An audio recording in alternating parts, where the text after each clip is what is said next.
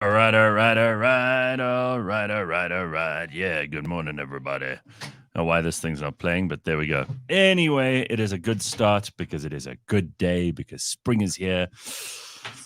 I was barreling down the highway at an incredible, dangerous speed this morning to make sure I got here on time because I imagined poor Phumi arriving at the studio all on her own. I did. I had this picture in my head that you'd arrive here in the dark because Ryan woke up late. I woke up late. Honestly, when your alarm, it wasn't even my alarm. Something went off in my head at like 2:30, 3 o'clock, 3:30, Oh my 4 o'clock. goodness. Yeah. And I woke up. I got out of my bed at like 5:09.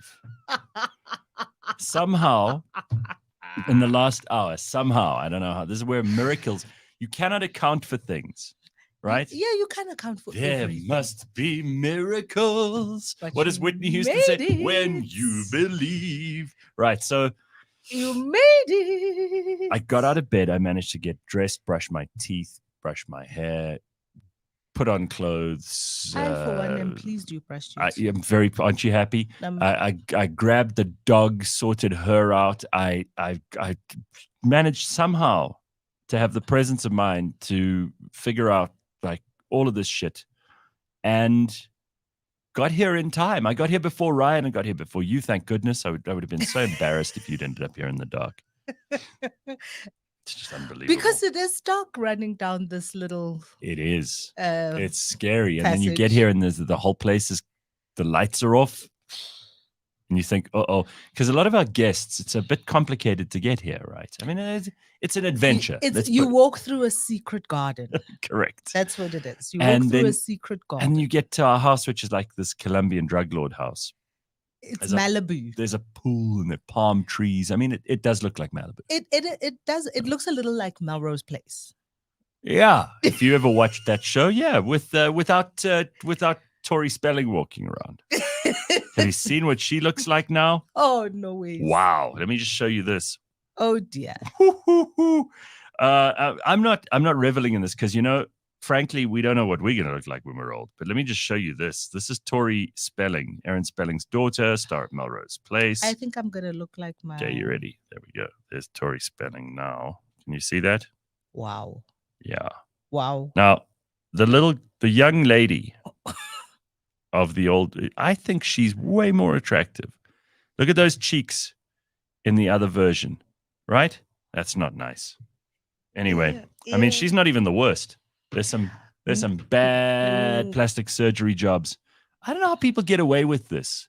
It's how these surgeons can carry on working when they turn women into monsters like that. So you do know that there is here in South Africa, there's a proliferation of BBLs, plastics. Brazilian butt lifts, right? Thank you, Ryan.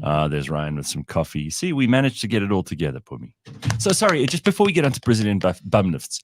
So then they struggle to find the place because it's a bit of an adventure to find, right? And then if you get here first thing in the morning, which I've done a couple of times, then it's very scary because it's a big house. It's a big building. There are lots of sort of open spaces and it's dead quiet.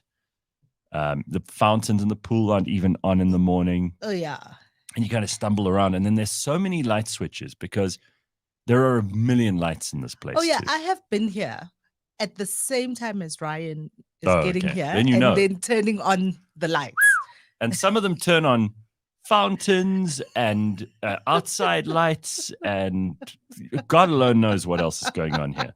There's some buttons I still don't know what they're for, And then I stumble around. I managed to make myself some coffee. There's a very funny meme that was going around the other day. One of my friends who's my age sent me, and I thought, yeah, only a certain age of people, and you'll get this because you're also a big Dolly Parton fan. Oh, yes. Said, it's getting harder every day to stumble out of bed and tumble to the kitchen, pour myself a cup of ambition, right? So I had an eventful night last night. Just 3 things I want to tell you about quickly. What happened? I was on Onkopot's a JJ Tabane's show. And people must stay tuned in today He's because we have coming the here. crossover. Well, It's like when we have a series and they like merge. He's clever, you see. He only agreed to come on my show once I agreed to go on his. And ENCA got this new shiny building. It's all very impressive. Oh, I haven't been to the new Very building. impressive. But I met someone who remembers you.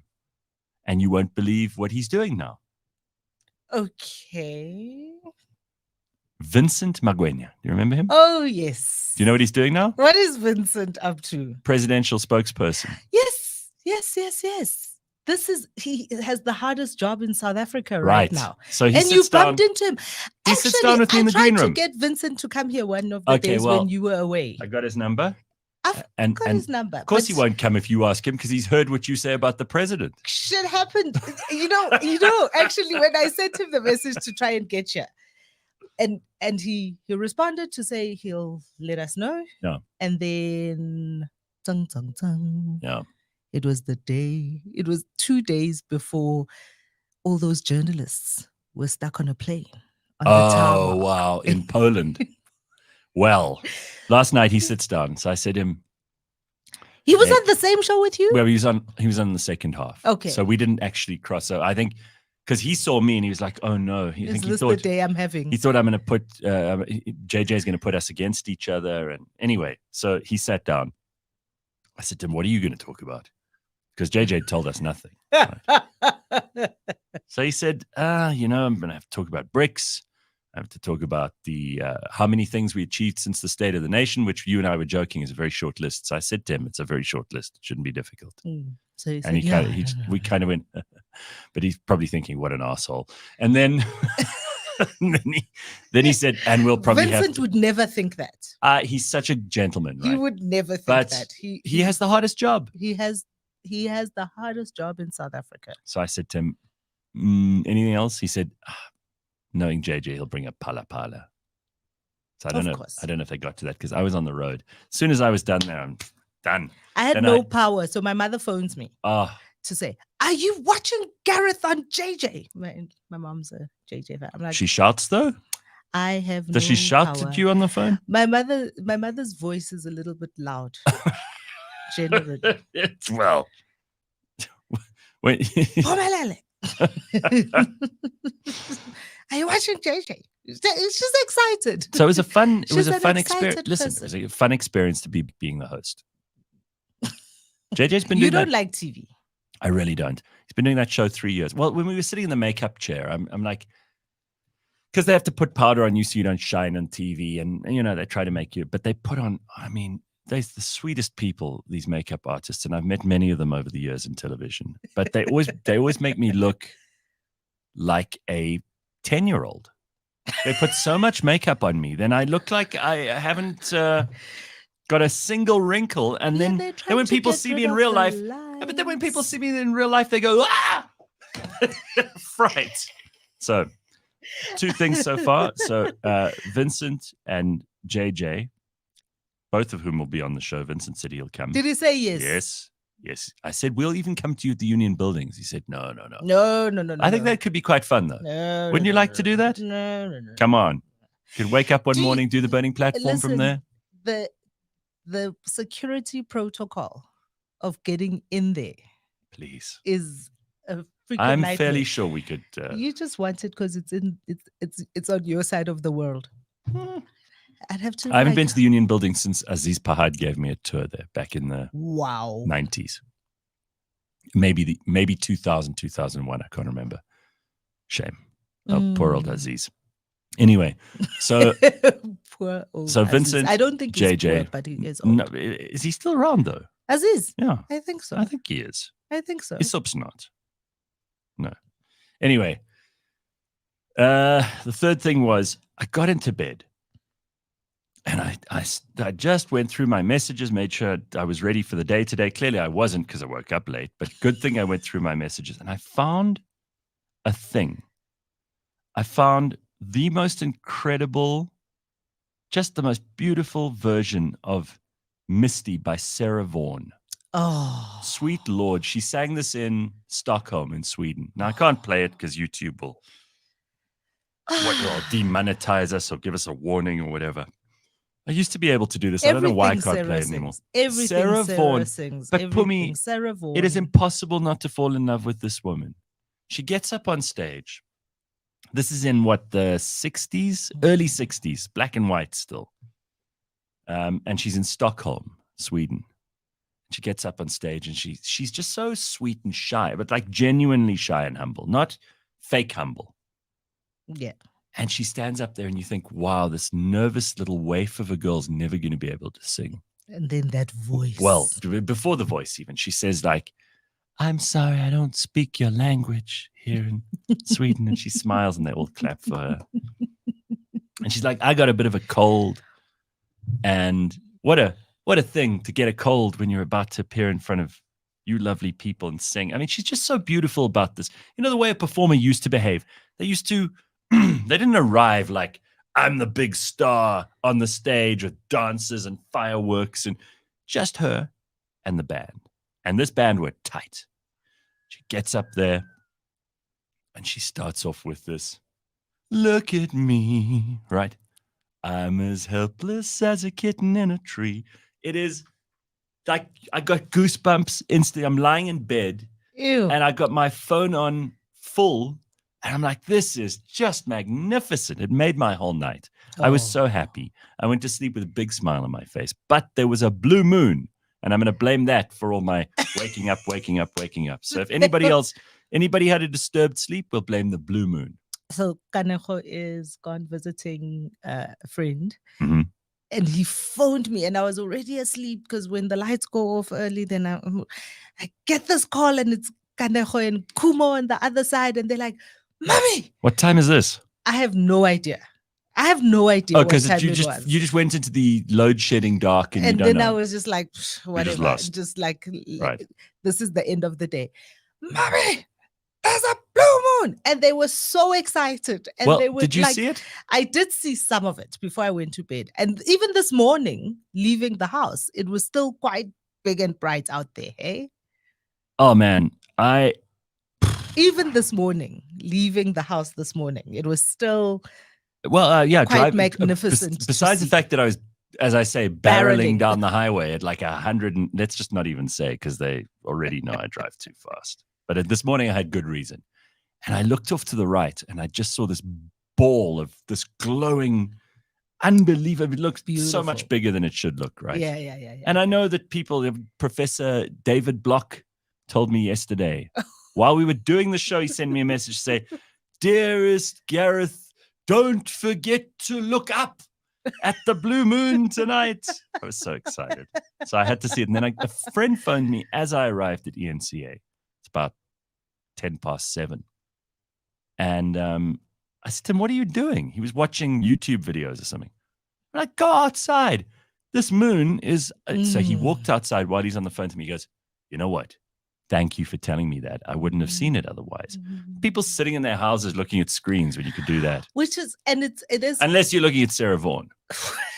Look that video up. Everybody, if you care about music, please, I'm going to do you the biggest favor you've ever had anyone do in terms of recommending 5 minutes of your time. And you'll watch it more than 3 times, guaranteed.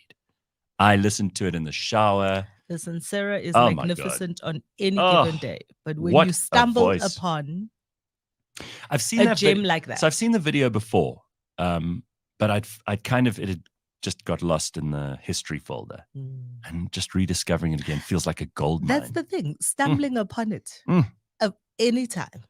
Just stumbling upon, it's just, her voice is magical. Well, and her demeanor and now I'm in love with her. So now I have to go and look up everything else she did, and now I have to hear about her life story and all this shit. What a wonderful rabbit hole. But I'm hooked. I mean, some of those singers, they had horribly difficult lives. Yeah.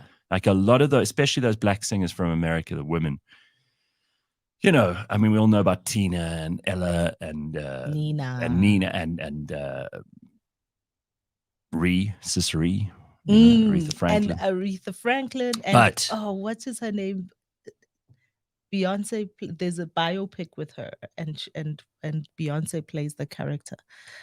I'll tell you, those women, I mean, their lives are not easy, right? They had horrible men in their lives usually. They had horrible record managers, agents. Well, they lived in quite a horrible time. They were basically just slaves without the term slave attached, because they had clearly they had just an outstanding talent, and someone would discover them and invariably use them and exploit their talent for money, which, it could have been their husbands, their boyfriends, their agents, their managers, the record company, anyone.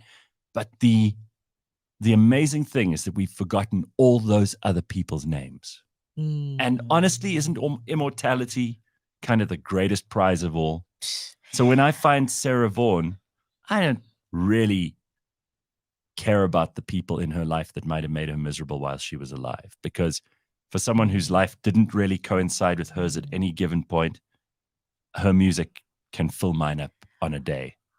That's power. That is just extraordinary. Wonderful. I think what's also so wonderful about listening to all of those old singers, and because we're in a business that's in the periphery, right? So we hear and listen to music all the time. I think probably a little bit more than a lot of other people. Sure. What astounds me every time is how different every one of those women's voices were from each other. No, well, you can tell. Today, it's like Taylor Swift. They kind of all sound the same.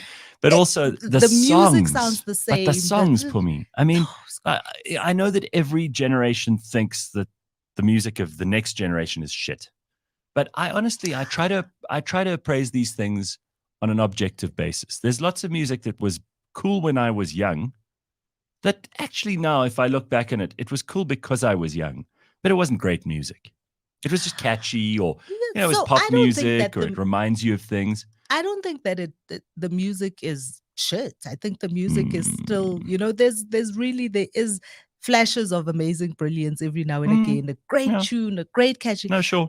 But just the length and breadth of the experience of musicality. Well, what amazes me about that has become very flat. There's so many things. I hate to. Maybe I'm going on about this a bit too much. So just stop me if I'm gilding the lily and maybe getting over myself here.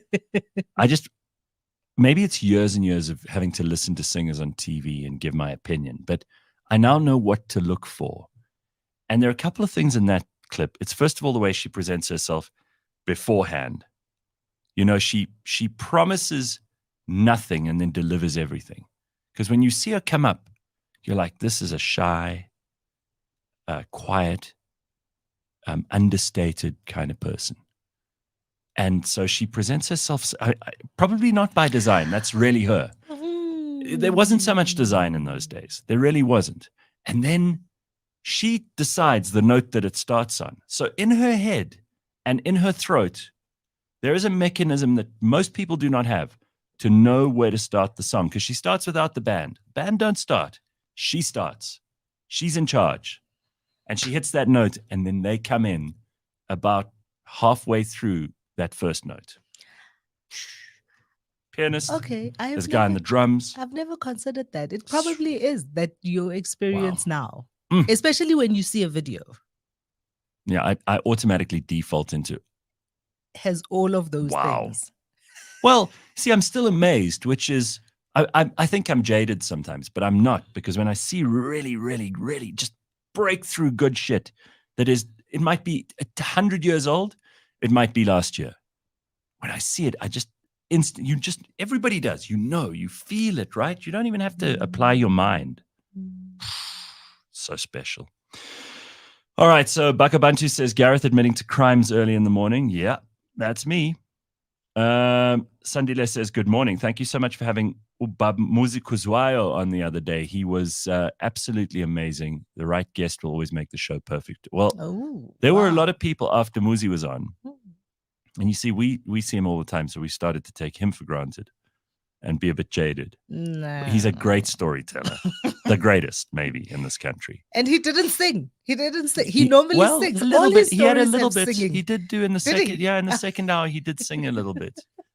But, a lot of comments during the show and afterwards were, I got to listen to this again. Because he drops in authors and books that he's read and sayings and poems and songs, and you find yourself getting into it in such a way that afterwards you've got homework to do. So I'm glad that that Sandile liked him. That's very good. Nice. JP says Vincent seems well spoken and probably a good oak. Pity he works for such a I know. Yeah, He's you a know, good guy. he is a good He's a guy. good And guy. I felt, I think, kind of what happened. Something like a big story. I think Palapala broke just as he arrived at the presidency. I think it's one of the first what a job. things that Can you he had imagine to having to do that? That's like imagine being.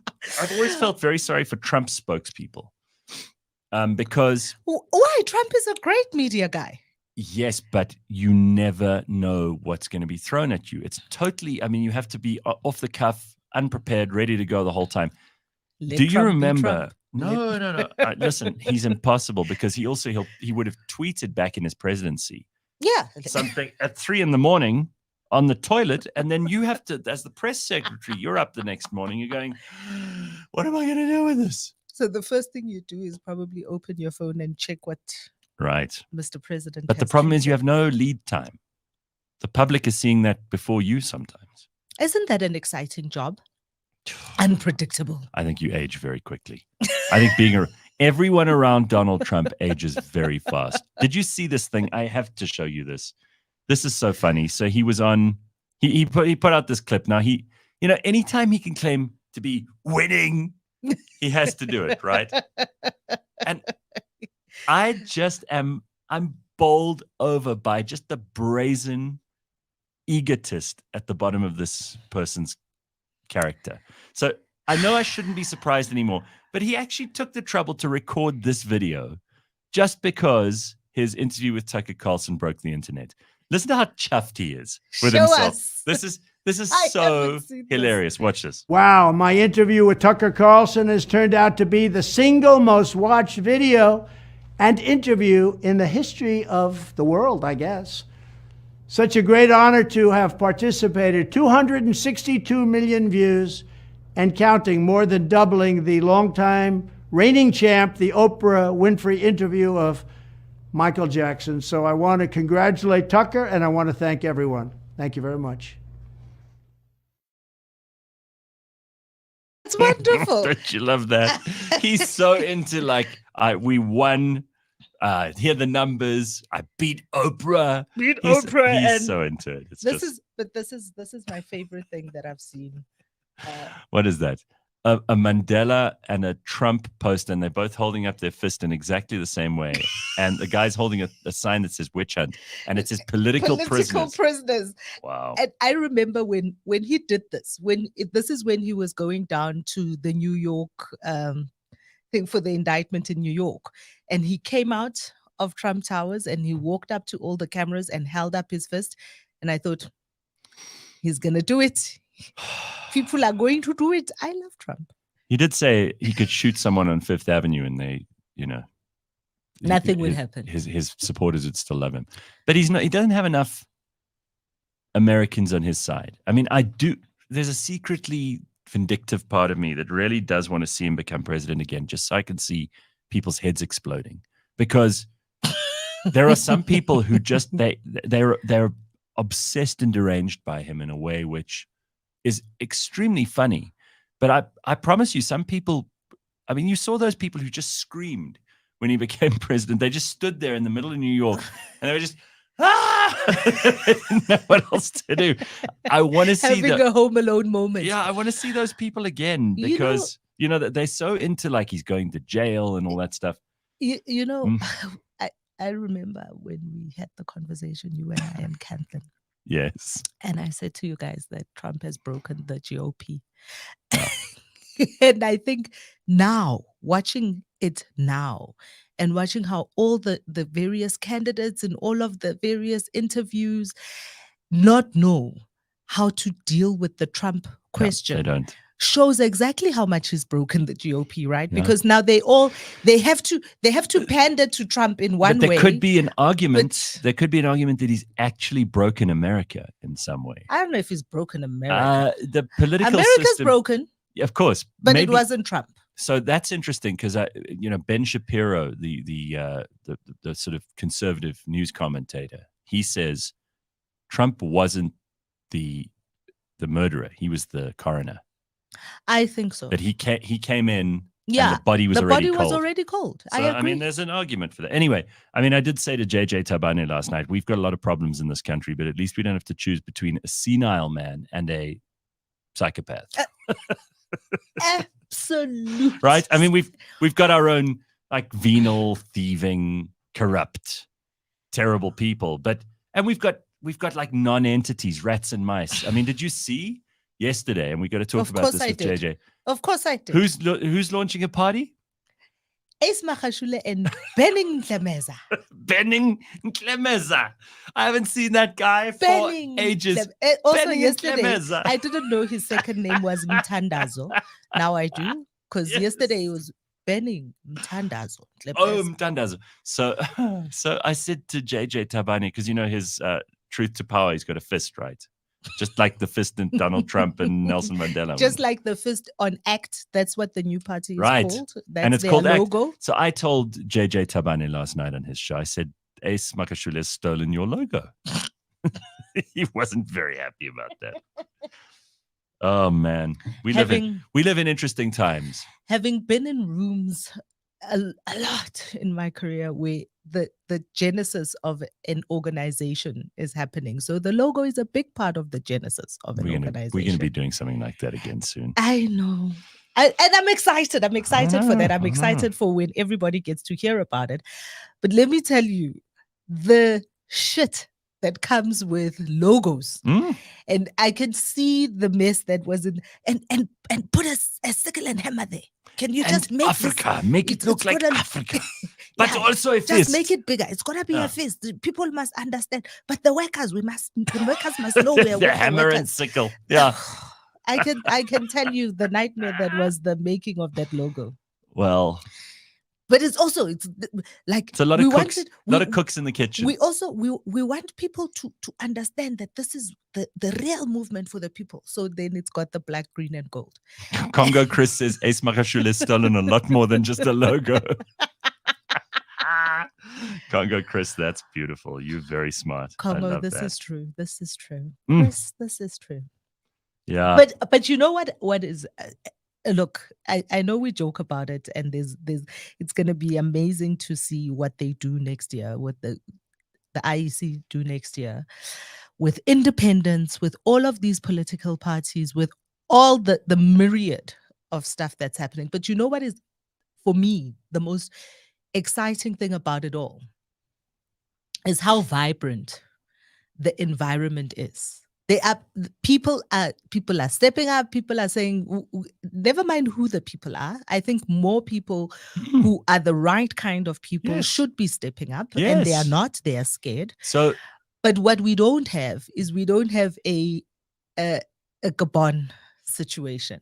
We don't have a Sudan situation. We don't have a Zimbabwe situation. It could always be worse. But you know what's amazing about us? Is South Africans are hugely resilient and all that stuff. And we have to say this to ourselves when we're going through bad times, because otherwise we won't make it through the bad times.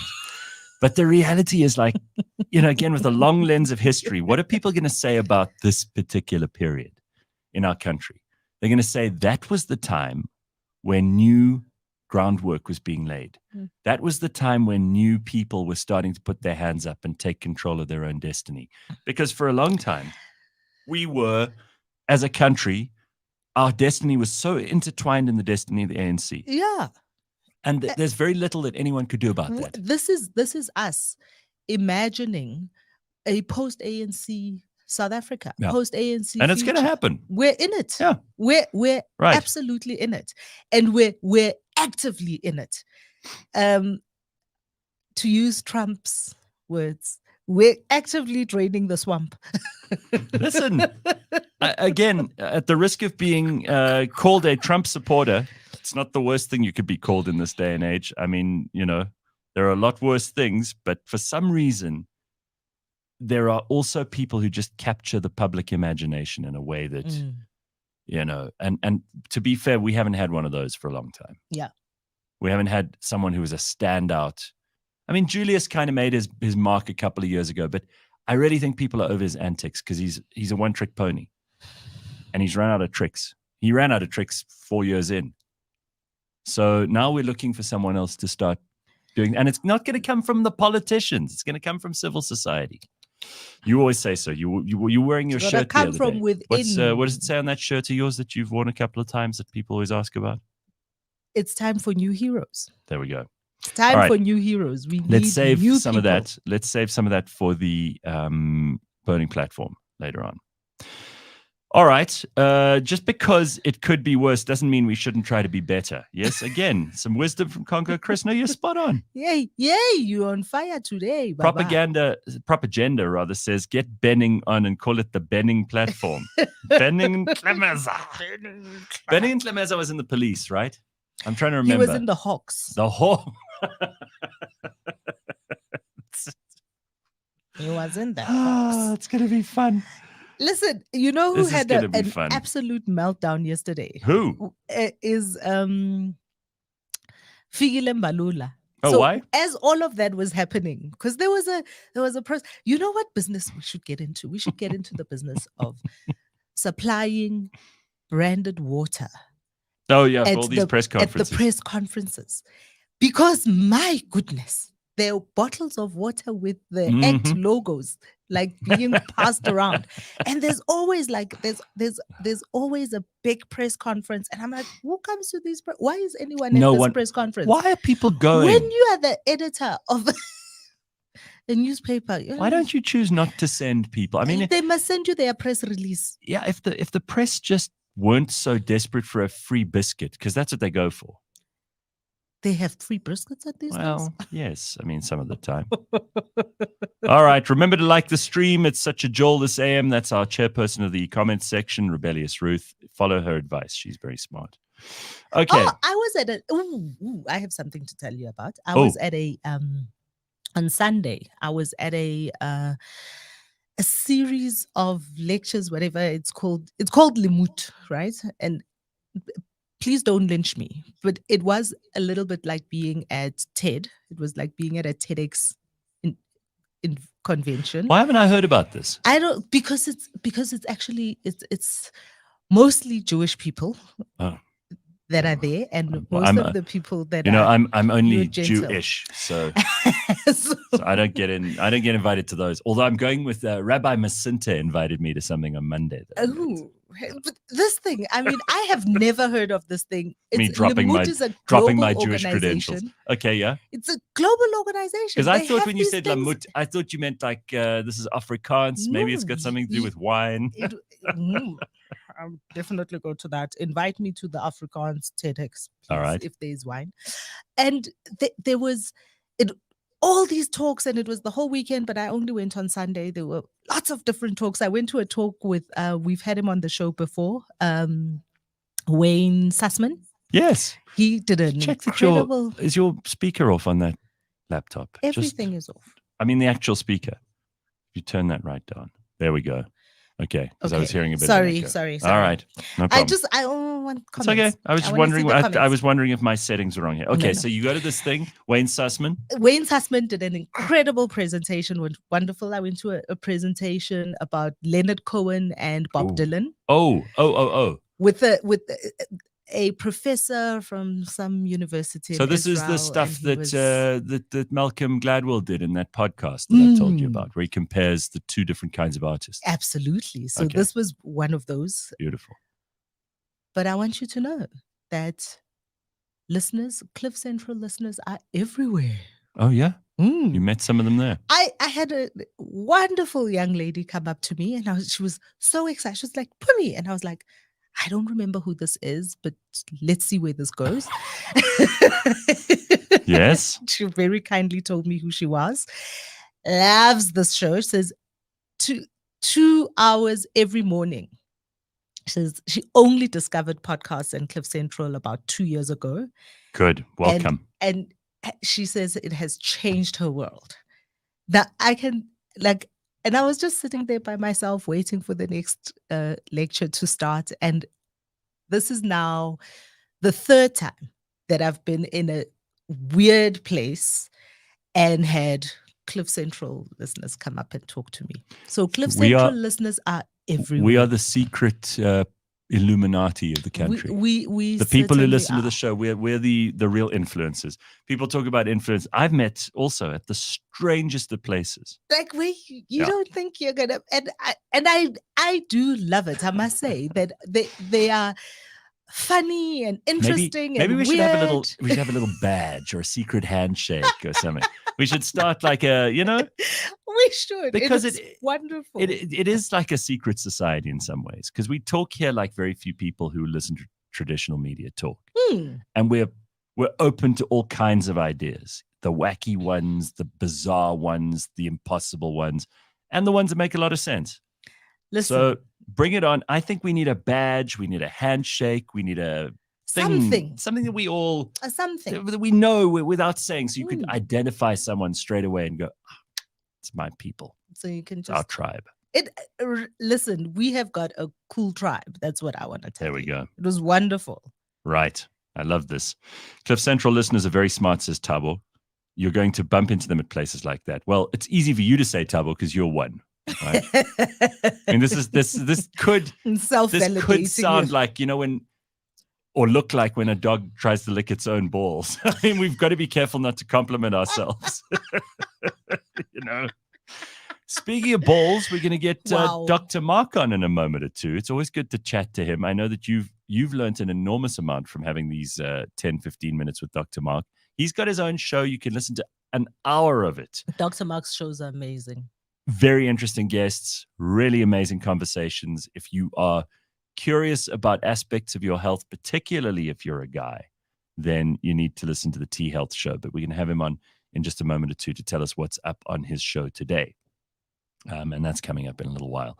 So a couple of other things that are in the news and that we need to quickly get to before we move to Dr. Mark.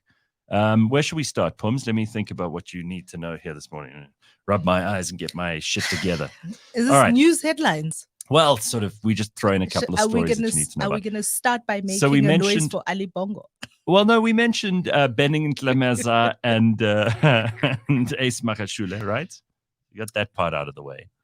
But the Palapala couch cash was a security deposit, says the Reserve Bank, because, of course, he's being grilled by MPs. He said the $580,000 stolen from Palapala was a security deposit. They found that it was handed to a lodge manager. It was a security deposit, not a final payment. There was no obligation for the president to report the forex to authorities. You try that as an ordinary citizen. Listen, just ask all these influencers that have got like their 800 Rand checks from X, from all, a couple of weeks ago, all these people were getting money from X, from Elon Musk's revenue share scheme. Yeah.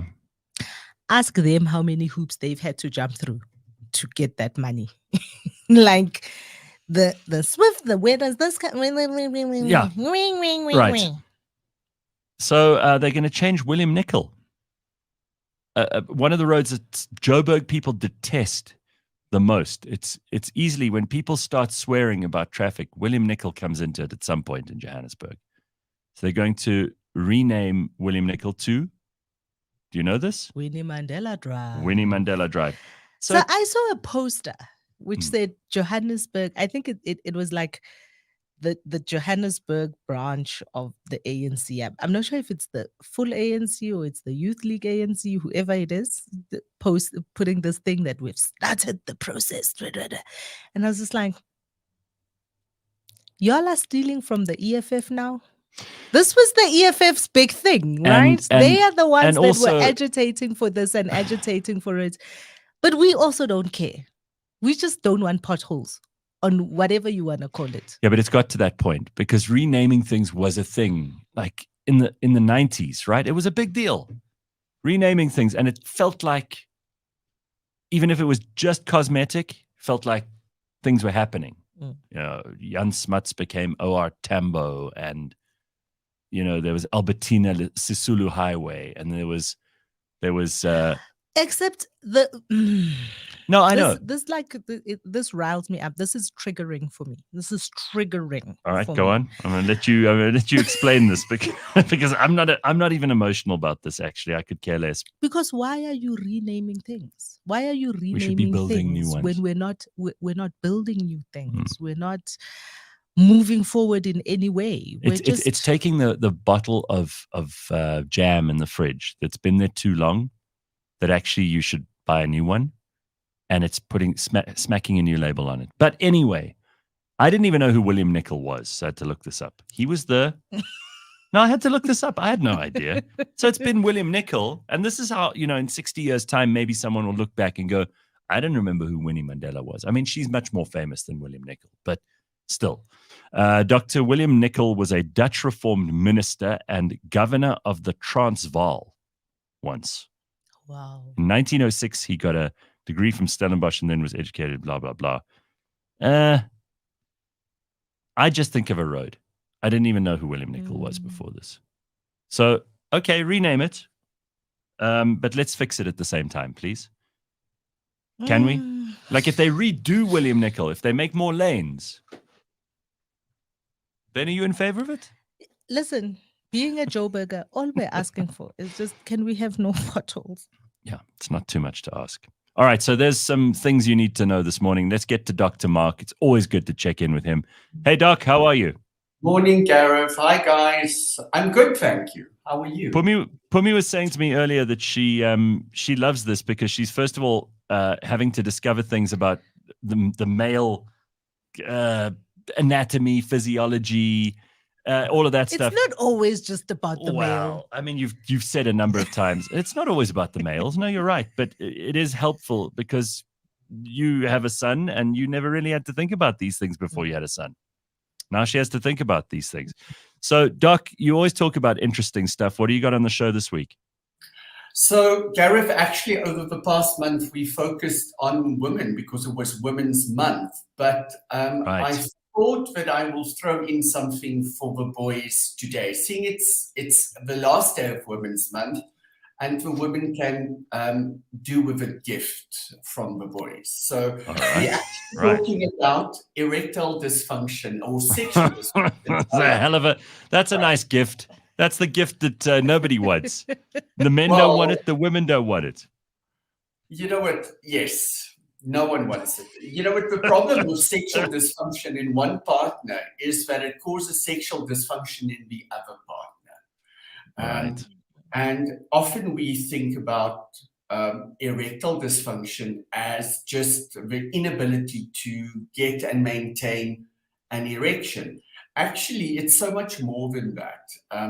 The majority of cases of erectile dysfunction that I see in my practice is psychogenic. It's that anxiety around performance. And the problem that I see is that I'm seeing it in younger and younger men. Why? Why do you think that is? Well, stress, number one. Sleep disturbances, number one. And then, with metabolic disease, which is something that has got to do with insulin resistance, and it causes high blood pressure and a change in your cholesterol levels and diabetes, is the new pandemic together with obesity. The numbers of those diseases have tripled since the 1970s. Now we're looking at a percentage of about 34 to 38% of people battling with metabolic disease. And what they don't know, what men don't know, is that erectile dysfunction or weak erections is usually the first sign of underlying cardiovascular problems. And this is a real problem, and it's becoming a problem in younger and younger people. If we think traditionally who battled with erectile dysfunction, it was men who had surgery for the prostate or radiation therapy for the prostate. Right. Something to do with the bladder, if there was surgery there, because, there was nerve damage. Now, if you give these guys Cialis, Viagra, alprostadil injections into the penis, it works to a degree, but never completely.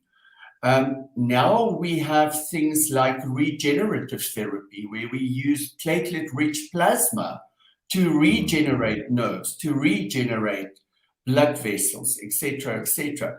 But you do not have anything that you can do to regenerate the brain. With that libido and sex drive that starts declining. And here you need to go and look further. So for me, erectile dysfunction, when I have someone in my practice that comes with erectile dysfunction or weak erections, we always start with a full-on medical assessment. And we look at hormone balances, we look at underlying diseases, especially if they have hypertension or diabetes. And then we need to look at the sociosexual part as well, that anxiety that you have around it. So, and then what do you do? Do you send them straight to the pharmacy to get some Viagra? Never. No. Never. So think about it this way. We're coming out of winter now. So if your partner or mommy comes out of the bathroom, instead of wearing her long flannel pajamas in one of your t-shirts, by the time that you've taken your Viagra, you're going to be down there for a long time before Mr. Midnight is going to start making an appearance. How long does it take to kick in? Half an hour, 45 minutes. And that depends whether you've eaten or had alcohol. So, you have to take it on your way. So, Dr. Mark, this is very complicated. For guys who are struggling with this, first of all, just obtaining a sign of interest from your partner is sometimes difficult to ascertain, especially half an hour, 45 minutes, an hour before. Exactly. And then you have to pop them. It just takes an inordinate amount of planning. Exactly. So, if you are one of these people and your partner lives on a diary and a schedule, this might work for you. But it takes the spontaneity out of physical relationships, especially as we get older.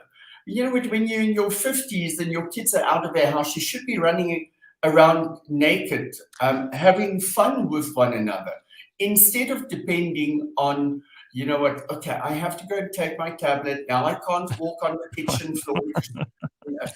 It's that kind of thing.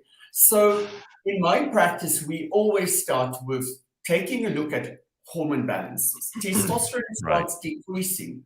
Estrogen starts elevating, and both of those have a negative impact on two different sides of sexual functioning. The one is the libido, which is sexual thoughts and fantasies, and the other one is sex drive.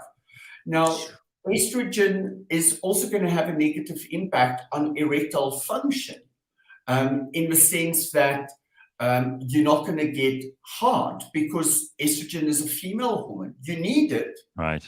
Is it true that men are also being exposed to high levels of estrogen in food and in food?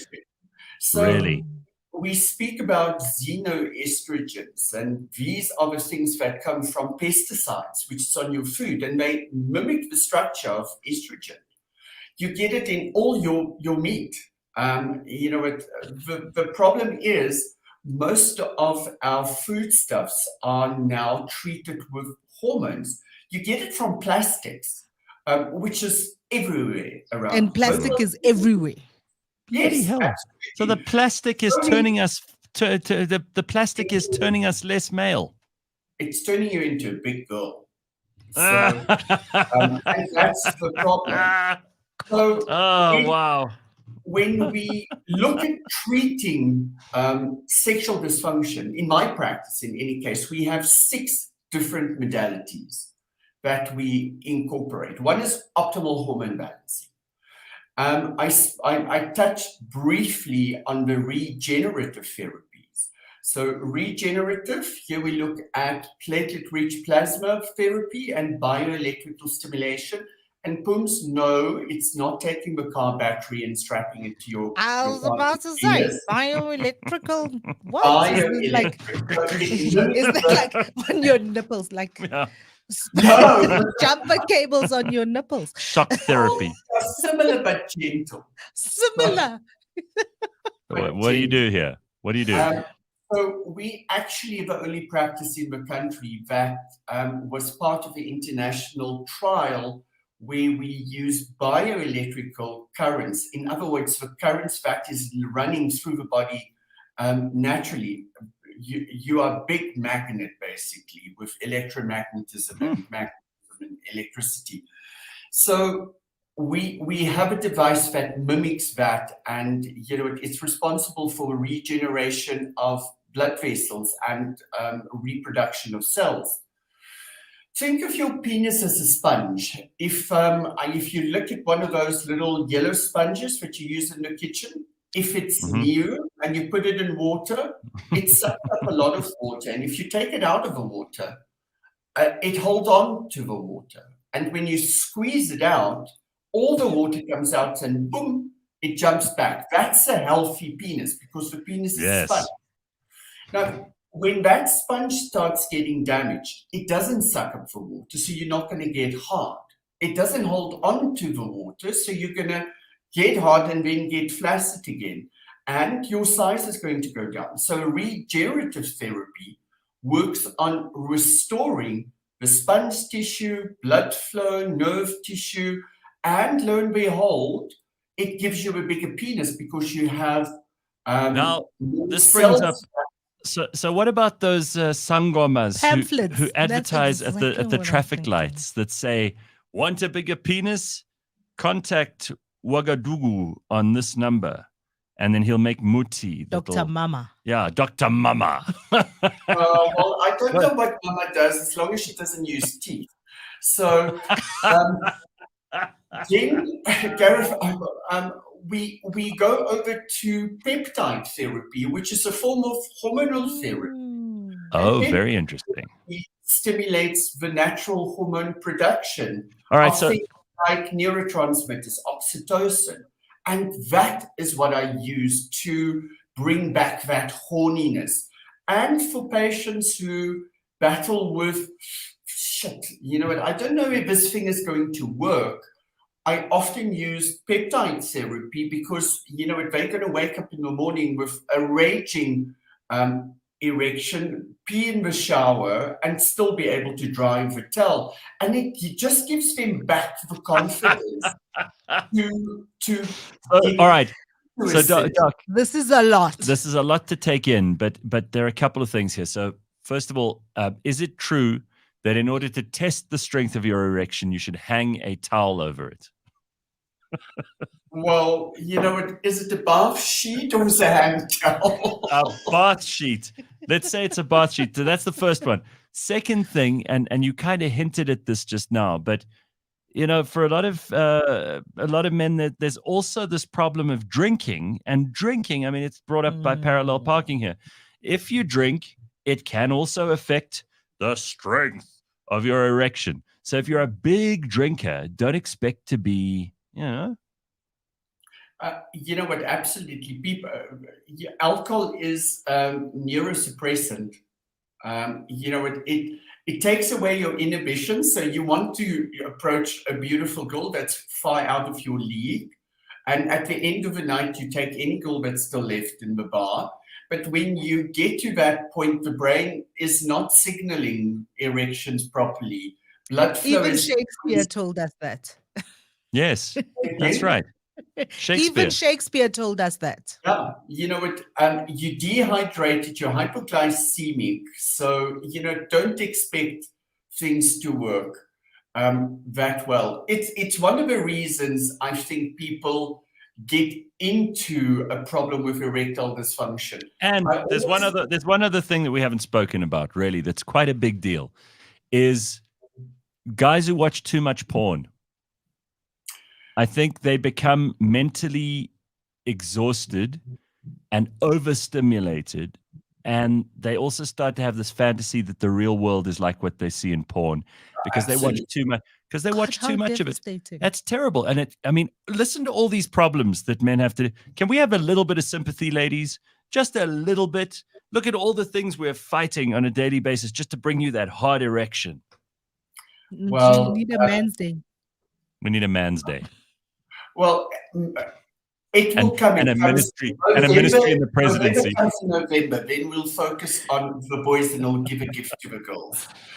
All right, listen, this is a lot to take in, Doc. This is a lot to take in, Doc. There's so much, and honestly, I can't wait to hear your show today because I think it'll be very, very valuable to all of us, even those of us who haven't yet, because the word is yet, had any problems. Because at some point in your life, it's going to happen, and then what are you going to do? You're going to throw your hands up and. Doc, there's also this interesting thing that they've done a whole lot of research in, I think, one of the Texas universities about precisely this. And they've correlated that men who have a very high sex drive are very often also successful. Men who have a low sex drive are very seldom successful. Now, that's not across the board true for everybody, but on average, a high sex drive makes men better performers. So, you know what, I actually think it can go hand in hand with why do we have a high sex drive? It's optimal health and optimal hormones, optimal nutrition, and optimal physical activity.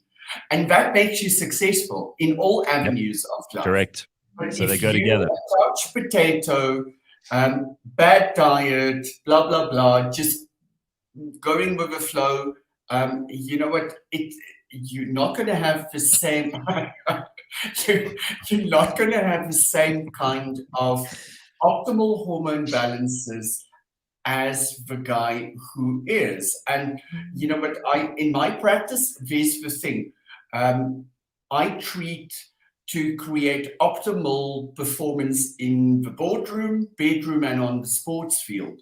And if you live a healthy lifestyle, you will be successful in life and you will have a high sex drive. So it's not because you're horny, it's because you're healthy.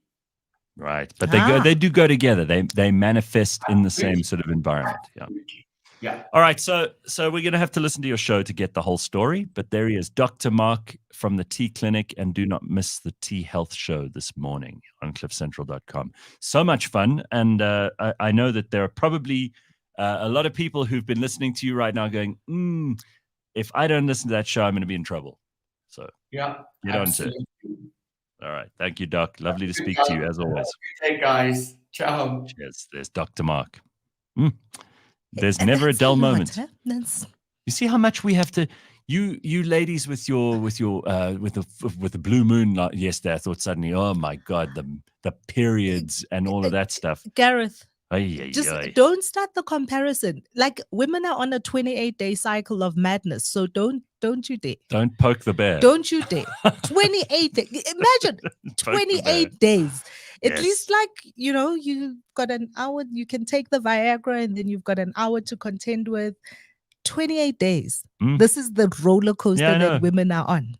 Every 28 days. Because it says horny is healthy. Yes. Spot on. God. Sorry, crazy. I feel bad for you, son, says Jason Styles. I got 99 problems, but getting up ain't one. Ooh, Jason. Lucky you, Jason. Porn is propagated by human traffickers. Getting off it is about as low we can sink. Getting off on it. Listen, parallel parking. Porn is everywhere now. Yeah, there used to be a time when, like, you had to mission to get porn. Now with social media, with OnlyFans, with the biggest place people find it now is X, ironically, Twitter. I mean, Twitter, there's no rules, right? And you've got all these people just putting up everything on there. I've always said it's only a matter of time before we all end up naked on the internet. Did you see this? This is an amazing, amazing headline. I will not end up naked on the internet. We don't know, Phumi. That's what you say. So listen to this. The OnlyFans owner reportedly earned $1.3 million a day in 2022. He earned $1.3 million a day in bonuses. In bonuses. Last year. $1.3 million a day, Phumi. In bonuses. Bonuses. Shit. That's the business. And what are we doing? We're sitting here talking about dicks. Exactly. I think that The guy's man's won. getting paid for people One- exposing their 1.3 a day. Yeah, we've really messed up. we missed that. See, but what you got to do, this is where we're trying to aim for people's higher selves. We're talking about politics and religion and sex and relationships and all kinds of interesting stuff here every day. We should have just gone straight We're for just trying to keep you off the porn. just porn. We would have been so rich. Ew.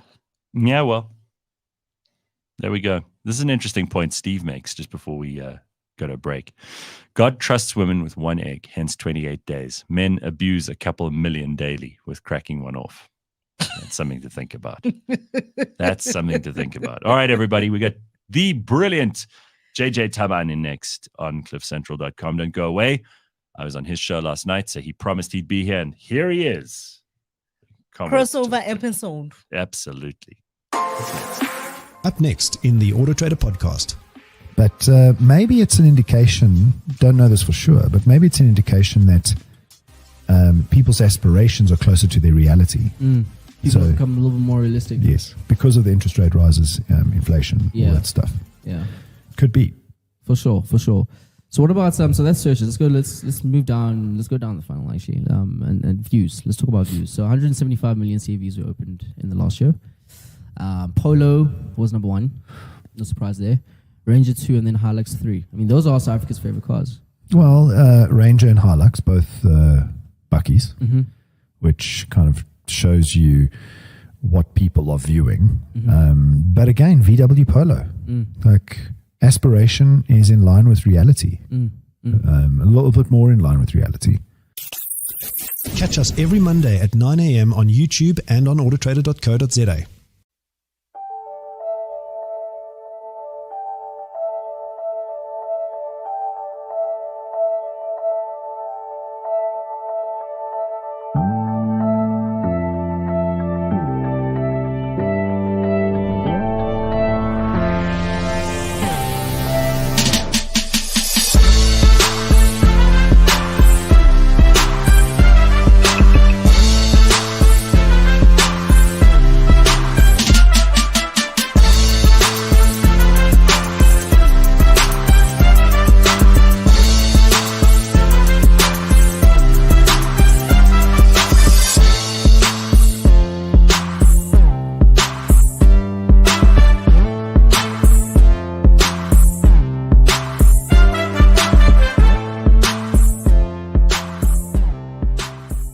Perinatal depression surrounding the pregnancy and the first year after pregnancy is not unique to women. It's something that I didn't know. I saw it in my reading, but I never knew this. And explain a little bit that men can also get postpartum depression. Really? Yes.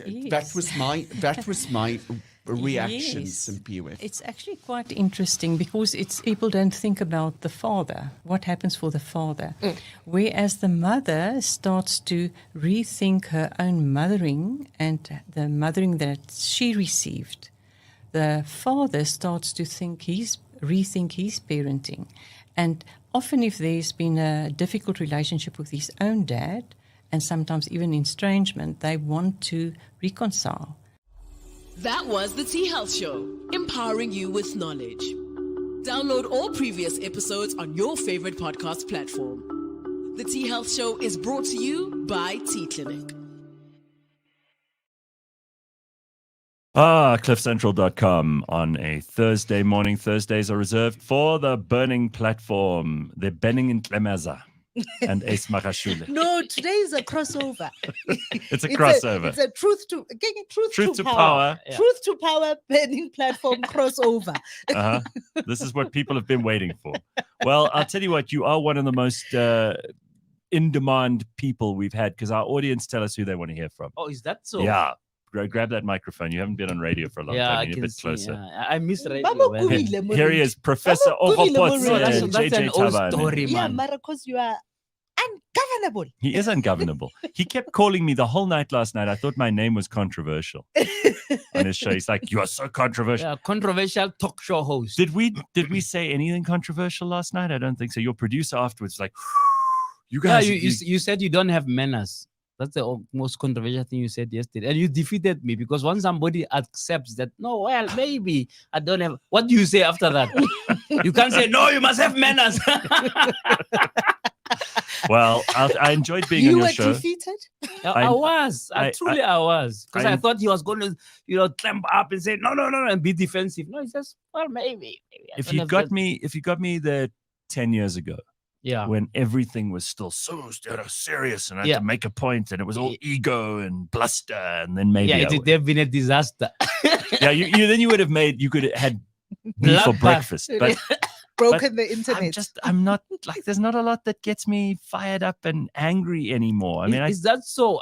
I think I'm beginning to feel the same way because it's bad, right? I've been renting since 2016, and if I try to make an audit of how many rents people did something after them, I would be disappointed. Well, I But don't know. the you- renting is still good.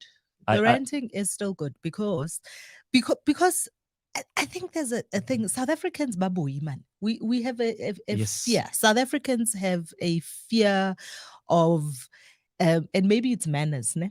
Maybe Yeah. people have good manners, so they What don't want to too rattle. polite. And Well, politeness is What too polite. you got to be careful that politeness doesn't go into patronizing, kind of talking past the point, euphemism. You know, when Listen, people, we don't actually politeness- address things because we're so scared of upsetting each other. South Africans actually don't like conflict. This is what I was politeness saying is to you the last night. highest form of It's disrespect. Yeah. true. Let me tell you. Let me confess something. So I got this segment called the rent.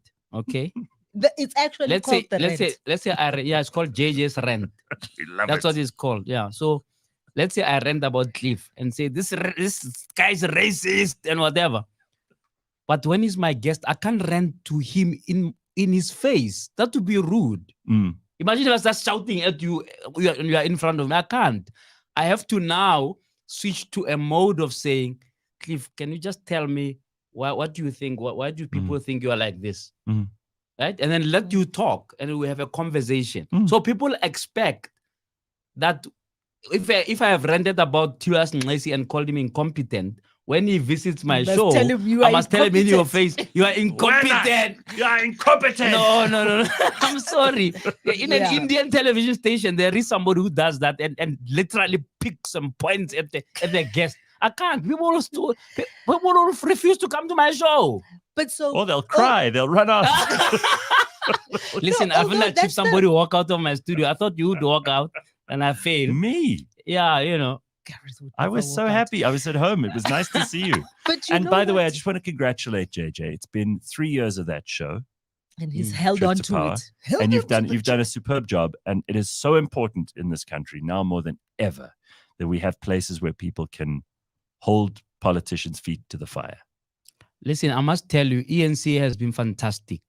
They have literally just left me alone to do my own thing. But you know that in the South African media, the sustainability of that is always questionable. My contract is ending in 2 months.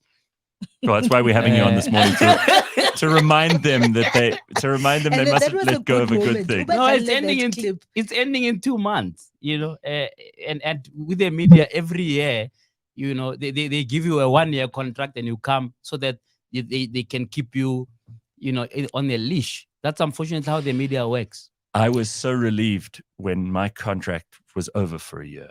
I was so relieved to get out.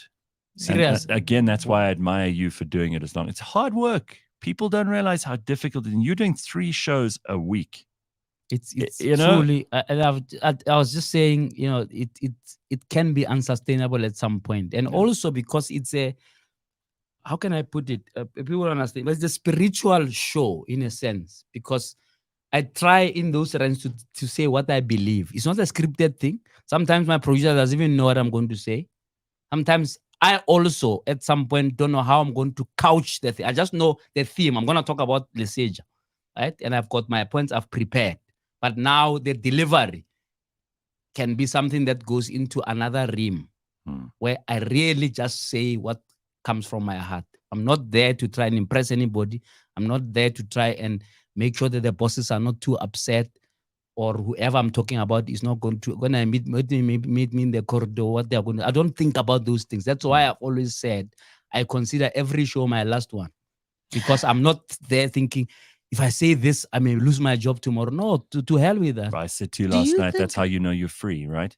You're one of the few free people in the world. You go on, you say what's on your mind, you worry about the consequences afterwards. Most people have so many filters and gates before they can say anything. But do you think that describing it as spiritual, this experience, do you think that short stint that you had in the political realm was less free for you than you are now in this space? No. I was very free in the political realm. That's why I left when I wanted to. I was very free, and that was part of the trouble. So, the COPE experience in 2000 was just extraordinary. I just, so you get to a meeting and the whole meeting stops because you wrote an article in the Sunday Times. And the president is furious and says, why is this guy writing? I should be saying these things. I said, why don't you say them? No, but nobody has written. Write for yourself.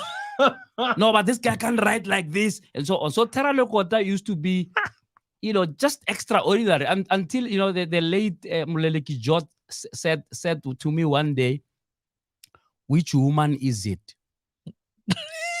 What? That's all he said. He said, wow. What you and Terra must be fighting over somebody. It cannot be that we sit in a meeting and have to deliberate on your articles. And by the way, at COPE, if it was not Philip Dexter, it was me writing. All the other people had to wait for us to draft for them so that they write under their names, which is called ghostwriting. Where's Musiela Kota these days? What's he up to? Well, she's recovered from a stroke. Oh. And I had him on my show, and then he couldn't remember certain things, and then he said, "Oh, by the way, I had a stroke." I said, "I apologize. I have no idea. I would not have put you through that."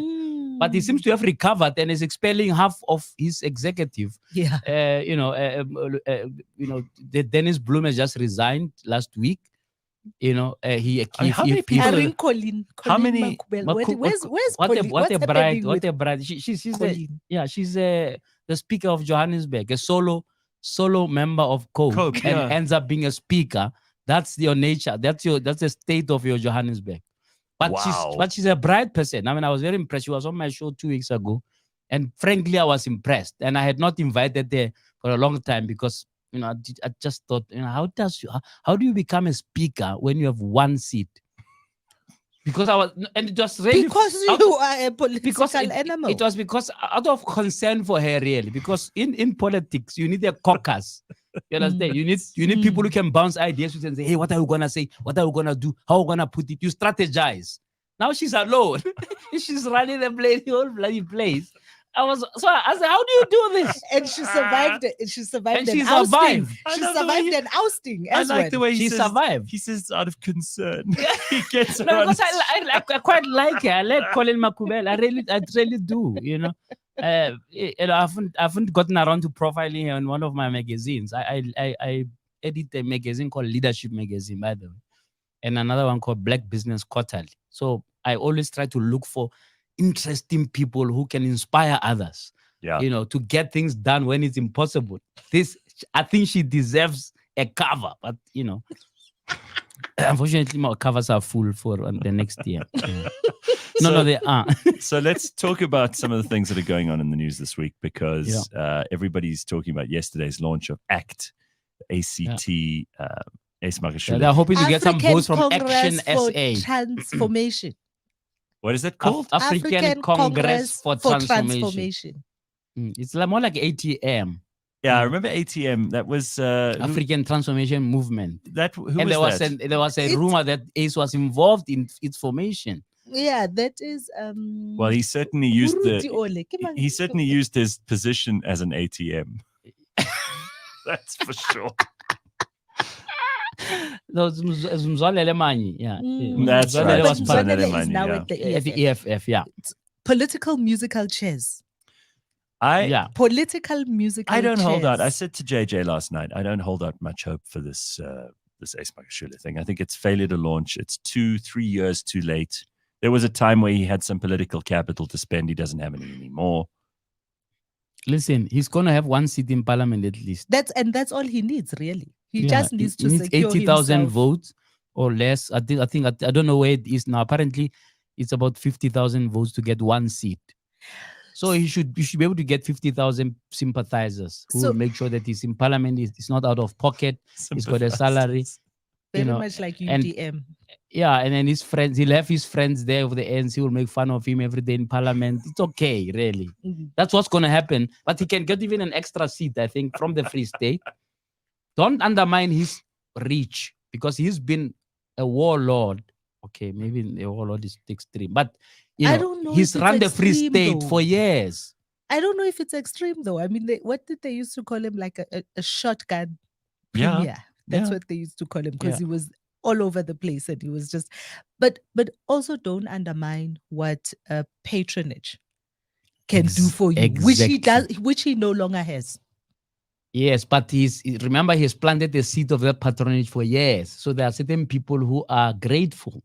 I had a big argument with somebody who said to me, yeah, he took many people to school and so on. And I said, yeah, but have you interrogated that? Because apparently some of those kids were taken to school. Halfway through, they were chased out. They were chased saying out of that the where is the countries. money for the bursary? But I'm sure it's not all the people that were given bursaries who did not benefit. All I'm saying is I'm just making that as one example. Then there's tenders, okay? He's managed to keep his hands clean. I won't be surprised if he gets away with that court case of corruption because he signs nothing. He's one of those people who sign nothing. That's clever. But say to you, sign here. Tell somebody else to sign. Yeah. And deliver things in bags and whatever. So those remnants of that patronage may come in handy for those 50 seats that he needs for parliament. You can call in favors. I don't, but you see those individuals who follow you because of what you have to give them. Yeah. Give on the very same people who stop answering your call when you are no longer the person signing off or getting the thing. And that's where I think Ace may have it's true. But what I'm his saying hand. to you is that it's not everyone who he benefited and got something back. And this may be the time, right? I'm telling you, this argument I had 3 weeks or 4 weeks ago with somebody who said, yeah, but my cousin, whatever, was given a bursary, etc. And then they were surprised when I said, no, but some of those bursaries were fake, right? So you can expect that he wouldn't have started the party if he didn't think he stood a chance to even get at least one seat so that he's in Cape Town. So what's going to happen to Burning Lemeza then? I have no idea how some of these people think. They think on the extreme side, or they seem to be living in a parallel universe. So you are, getting hot under the collar that Benin Clemenza was corrupted. I mean, the things that they say he did, that includes, attempted murder. Oh, yeah. So, listening into people's phone calls. And people used to say hello. When they say hello, Cliff, say hello, Clemeza. First, before they say hello, listening to your calls. I remember that time.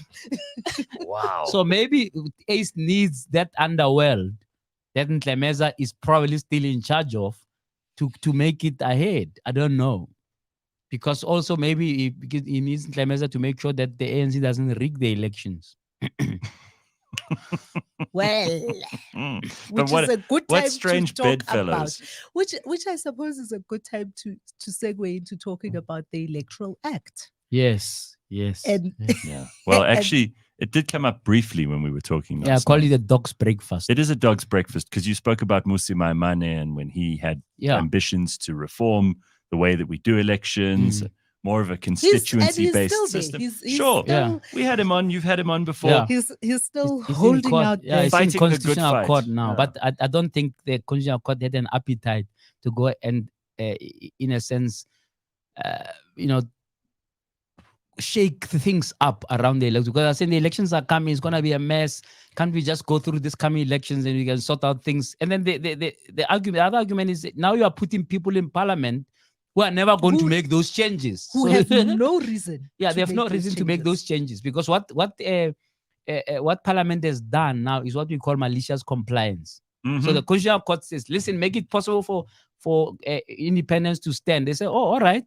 They will contest the 200 seats, and if you are somewhere in Matuba, and you just look, KZN is your constituency with 8 million people. So go figure. And by the way, you need more signatures than a political party to be an independent. Good luck.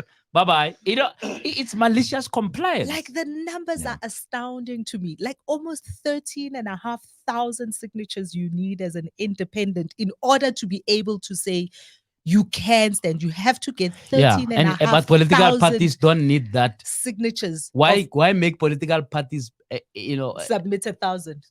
Yeah, and then it should be the other way around. The political parties have the machinery, they have the branches, they've got the resources, they are even funded by the taxpayer. Yeah. But they're only expected to just get 1,000 to get in. No, but only some are funded by the taxpayer. So how we shouldn't fund any of them. It should be like in many democracies around the world where they have to do their own fundraising. Shouldn't come out of the state coffers for anything that isn't already state stuff. Like you are spending on the public, and you're spending on the public good. So you asked me a question yesterday, and I want to ask you the same thing because I'm lazy. We were talking about social cohesion, yes, and we were talking about the issues that get South Africans inflamed and fired up, and all of that stuff. So it's easy to distract us. We know this, right? Yeah. We can have Thabo, Rugby World Cup. We can have this serial killer who's in Thabo Bester and Nandi. Magudumana, and we can have their case, and suddenly everyone's, let's watch this. Yeah. And then there'll be, Julius says something at the EFF's rally. 10th, Yeah. Kill the farmer. And then we're suddenly looking at that. Yeah, 2 weeks of discussion. And then Palapala happens, and then we're distracted by that. But none of those three things I've just spoken about have any effect on most people's day-to-day lives. None. And the stuff that does, like the Electoral Act, people, they glaze over. Don't care. They don't pay attention to this stuff. Most people in this country have no idea what the difference is between a party list and a constituency-based system. And maybe they're right. So you have the job, like I do and Phumi does, of trying to explain to people what we think is important. Many people get it. Let's give credit where it's due. A lot of smart people in this country. But when you talk like you do about the Reserve Bank or about economic policy, most people just go. So how do we get everybody activated? How do we get people to the polls, first of all? Because we know that's important. Yeah. If these politicians don't have a mandate, then they can't claim to govern. So how do we get them there, first of all? And second of all, what are the things that you think we care about that we're not talking about? Look, I think South Africans have not linked poor performance or their daily struggles, such as potholes, robots that don't work, and so they have not managed to link these things with a vote. When the vote comes, they seem to sort of switch off from their promise and say, hey, let's make sure that our people are in power, and that's it. We'll see the rest tomorrow. So they will vote for them today, and next week they say there are no clinics, and they march, and they even ban the clinic that they have, right? So they have not, for some reason, not linked to the things, right? Even if you look at the elections, the election results of 2021, where the ANC got 45%, people still think, no, that was just a fluke. They don't see there's a trend of people being fed up and slowly changing this thing I'm talking about of not linking my problems, the rates that are being taken out. So that goes to the argument of voting. It had to get worse for people before to it gets better. Okay, so are we at the bottom now? We're not yet at the bottom, Not but yet. this is why. Phumi, don't say that. No, we're not yet at the bottom, and God. every opportunity I get, I will say this. Part of our problem is the fact that we also have a private sector that is willing to prop up a failing government. So we have They're in cahoots. 350 the unions CEOs and the politicians. of prominent companies in this country coming together and signing an agreement that says we are going to help the president Like the president is not a president of a political party that has gotten us to where we are. And so what they are doing is by propping him up and propping the party up and helping with service delivery in as they see it, they are delaying the bottoming out where people get to a place where they say, because they these see people that. are fucked up and they must go. All right, but they're being so greedy in that case that they're thinking only because of the they short make term, money. the short term greed that they can make money out of this, and propping up, as you say, it's a good term because we know who these people are, We know who these people are. and they're also the ones that try to sell this positive message. And meanwhile, Pumi's got a point. They're doing more damage than good. Do you agree? Look, I never thought I would say this, but in February, I got to listen to Ibrahim Patel because I've been wondering what is this thing of social compact, and I've even in one of my shows said social compact my foot, man. Don't come and tell me about social compact. You're not delivering. You're not doing what you're supposed to do. He explained it in a way that I began to look at it different. To say the problem in South Africa is so big. Okay, we're in such a mess that no one sector can solve it. So you can go and say, oh, me and Cliff, let's just be on our corner and do our thing and brighten the corner where you are and what have you. That's not going to solve your problem because you've got a big debt burden. I mean, I can't even fathom what it is. What you have to pay back the money. Big number. It's a huge number. You're not going to sort it out by being in your own little corner alone. Secondly, if you look at social service, let's just look at education. I mean, I told we spend per capita more than any country in the world on education, but the results are the worst in the world. Yeah. No, literally, it's not a euphemism. It's not hyperbole. Our kids can't read. In any language. They say they can't read for minutes. They can't read. That's it, period. You understand? And it's an assessment where we are number. I promise you, I'm not laughing because I like this. I'm laughing because it's so goddamn devastating. Yeah. So now Patel says and explains it well that in a problem that big, right? No government, you can elect however government you want, it's still going to fail unless we all pull together, right? And do our part in all the corners where we are. Right. So in the media, you do your part because that's where you've got influence. If somebody is in the teaching profession, instead of sleeping with children and making them pregnant as a teacher, can you just sort that out? Yeah. In the justice system, instead of justifying that your teachers are sleeping with kids and turning a blind eye, can we just have one person who is actually in prison because of statutory rape? Just one. I've been asking for this one person. Yeah, right. Who did I ask? One of the ministers. I think it was Muzwaledi or somebody. Or no, not Muzwaledi, Pasha, the Minister of Health. Don't give me statistics that 90,000 kids are pregnant. Well, pregnant by who? By Holy Spirit. And these people just carry on being teachers. Yeah. But so no, they go and pay the family and say, keep quiet. No, but my man, I hear that the problem is big and no one what. Yeah. But the biggest part of our problem is that we have in place ministers, a lot of DGs, and also we have a lot of ministers and DGs and deputy ministers. 70. Who are beholden Yeah. to a particular party policy.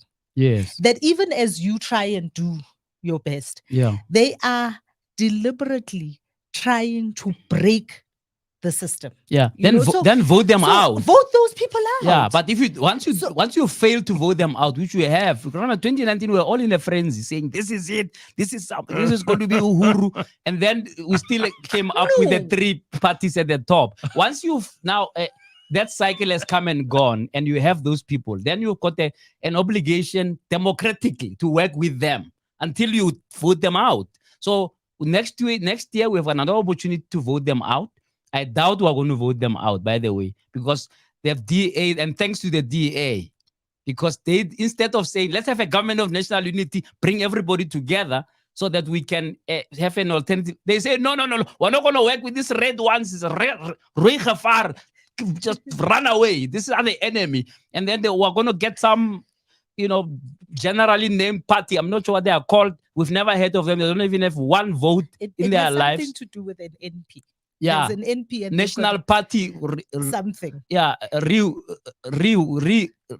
What is it? When the song is done. 4 deputies. Did I tell you this? They've got 4 deputies. They've got a white deputy, Indian. a color. Right. Anyway. Right. Anyway, those people, they are going to fail. They are now not going to get to 30%. Okay. And then all they are fighting for the best opposition seat. This is bad because with the way things are so bad, we should be saying, guys, we're in trouble. Let's all pull together some sort of a government of national unity, right? And get the best person out of all these parties, right? The best people to actually do something with their professional skills, with their intelligence, with their, IQ and all of these things that seems to be lacking in some of the ministers who have been ministers since 1994, and they don't get tired because they don't have to do much work. I mean, how do you keep an engine in office? 15 years, as if they are doing fantastic work. You have to keep them in the entire country. You can't find a minister of education who can make sure that children don't drown in toilets. Just okay. Before you get to the curricula, can kids not drown in a toilet? But she's been there. You're right, 15 years. Yeah. She in a company should get a watch, a long service, a long service watch. No, guys, no, we're in a mess. So we don't vote. First of all, there are people who don't vote. Let's start there. Yeah. Some extraordinary number, I think 15 who are registered to vote. I'm not talking about those who have not even registered. I'm talking about the ones who are registered, who said, I won't bother, it's too cold, it's too hot, I can't go, I'm going to take a day off. Oh, they're saying it's a holiday, fine, I'm not going to vote. And the same people will be in the streets burning down the place saying, to hell, this government is useless. But this is also people not showing up to vote is also a failure of all the opposition parties, because they are not firing up the people enough to come and vote for them. So people would rather not vote for any one of them. If they're not willing to vote for the ANC, they would rather not show up to vote. They don't even want to give those people. And that's on them too. But maybe, and here's the very scary conclusion you could come to, is that maybe people in this country actually don't believe in democracy. Because if they don't, what are the scary alternatives to that?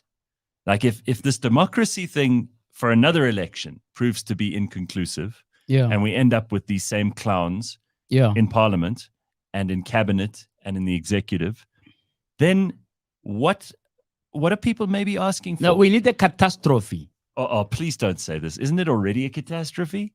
No, you see, like the pseudo earthquake we had this morning. It wasn't a pseudo earthquake. It was in my neighborhood. That I felt it. It wasn't pseudo. It was real.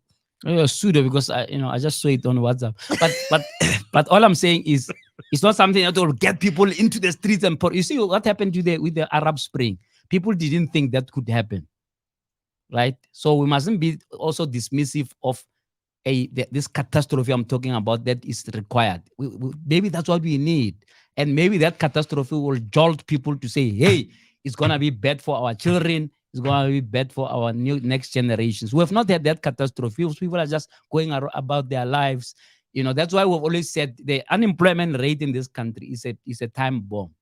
But that sounds like a cliche. It's a time bomb. Okay, what does that actually mean? Does it mean that like the capital city coming to a standstill because workers are not paid what is due to them, or a mine coming to a standstill for 5 weeks because I'm asking for 12,000 rand, and the next person is earning 300 million. He could even take his own money and stop that strike. If out of the 300 million, he just took 10 million and say, I'm going to give each of you a bonus of 2,000. I don't know, because those numbers, I've not had such numbers in my bank account like some of you, Cliff. If you look at these nice studios you have, congratulations, but it looks very nice.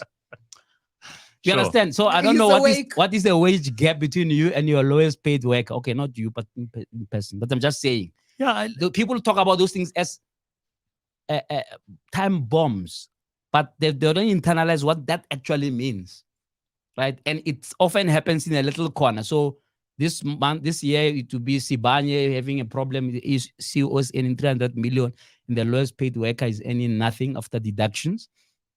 And then they let them suffer there on the corner. It becomes just a news item.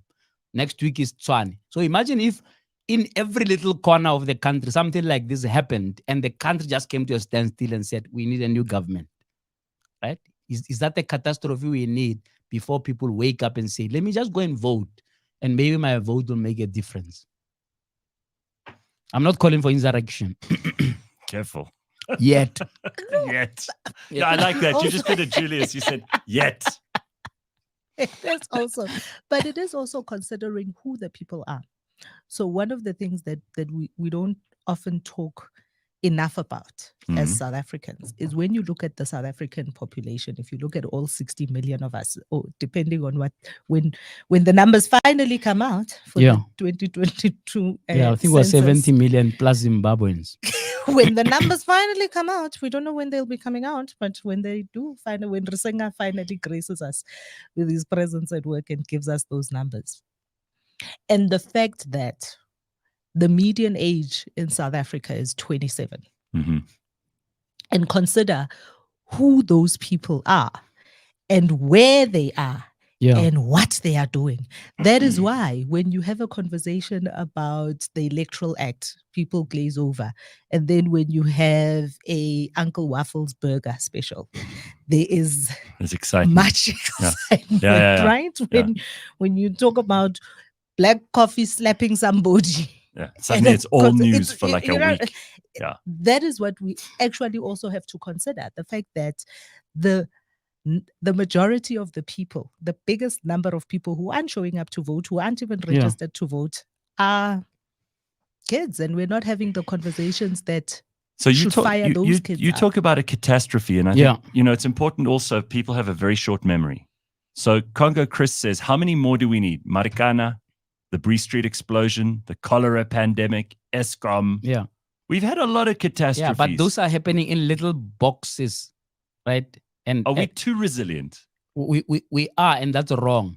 You understand? How do you have a cholera? I mean, I'm sure even in the West countries that have poor infrastructure and so on, they've gotten rid of cholera in the 60s and 70s. We have cholera here, 30 people die. And then those people gather in a stadium and ululate for the president. And let's remember that cholera. There was also this broke out in a DA-controlled municipality in Pretoria, right? Yeah. So that's something to think about too, because everyone goes, well, if it was another party, but that's another party. Yeah. No, it's not the political party who puts the cholera in the water. But we need to dig deeper. I agree. Because the DA has just been there for 2 minutes. Sure. This thing, and I already said in Hammanskraal, it's been a thing there about the fact that the water is so bad that half the kids there grow up with brown teeth. Jeez. It didn't start last week, right? So it's an accumulation of neglect over years. Right? And I'm not saying the DA then is come out shining, because actually when they got into power, they were given a report that said the water in Hammanskraal is not fit for human consumption. And this was already 5 years ago. But by that time already, it was already not fit for human consumption. So the question is, what were the people who were in power there for 30 years doing? So, that one irritates me. When the ANC tries to say, oh, no, this terrible thing and then it comes out that one of their funders stole money that was meant to do the cleaning works, or what is it called? Waterworks. The waterworks there. This so-called Saudi chap, corrupt to the core, and then steals money for asbestos, as if that's not enough. Not enough people are dying from that. He goes and steals money that gets people dying of cholera, and then takes the proceeds and gives them to the ruling party.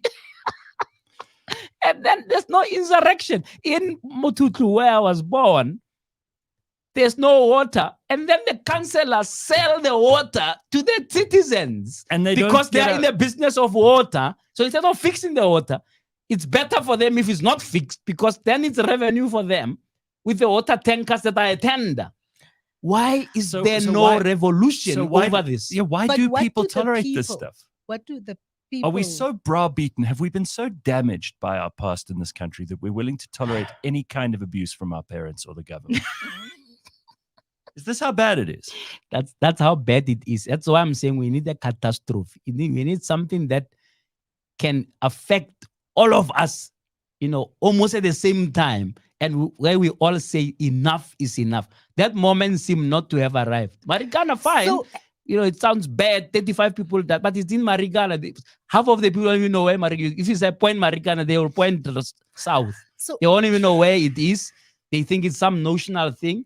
And then what's worse is that you've got a president who has never been there for 11 years and doesn't think anything wrong of it. They have a reason. Yesterday, the president's spokesperson said, no. He's caught between a rock and a hard place because there are people who actually don't want him to go there, while others want him to go there, etc. So even, on a compassionate level, we've got a heartless situation, a heartless government in instances. And then they So pay, JJ does the this- families money and they think that makes it better. So JJ does this then, Mm. considering what the landscape looks like. Again, coming to all the number of people who've put their hands up to say that they 2024, they feel they could do a better job, different job. Do you have then no hope when you see a Mashaba, a Songezo, Yeah, and People- all of them, my friends, really. Sure. I just pity that they're going to muddy themselves, right? How so? Unfortunately, because they're going to the same way. How did Mampila Rampila muddy herself? She was one of the best social civil society leaders not so long ago. In fact, she had a full movement, and if she spoke, I remember she used to have this whole issue about the outcome-based Outcome-based education thing as education. a pet subject. The minister of education would shake in her boots if Mampila is going to talk about OBE. Right? That's how respected she was.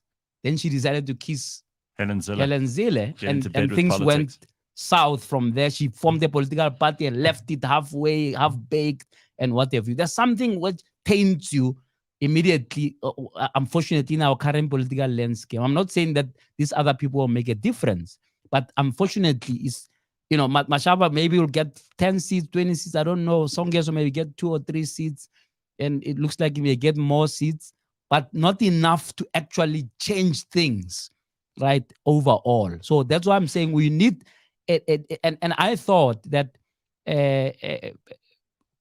the idea that John Steenhuisen had about the moonshot and so on was a good idea executed badly.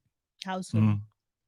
Because he started off by saying, we're going to exclude so and so. You exclude the third biggest party in parliament, expect to get to 50. How? I mean, unless it's affecting him that he didn't go to school, then he can't calculate that actually you need 50 plus 1. And in order to do that and take the ANC out because it's damaging things so much, you need to have a broader coalition than the people you like, right?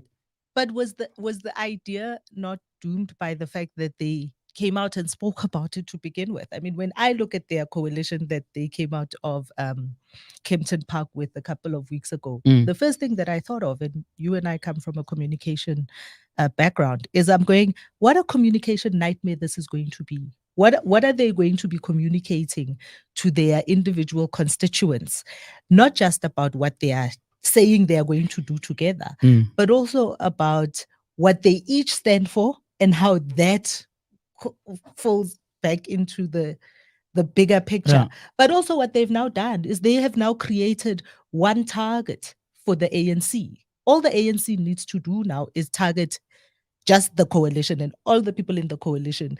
That's a good point. Whereas if there were all 6 of them out there Yeah. fighting a different battle, suddenly the ANC would have 6 fronts on which to battle it out. Yeah. And it's impossible to No, I actually don't think so. I think that there's been a conversation as far back as 2009 about what is called political realignment.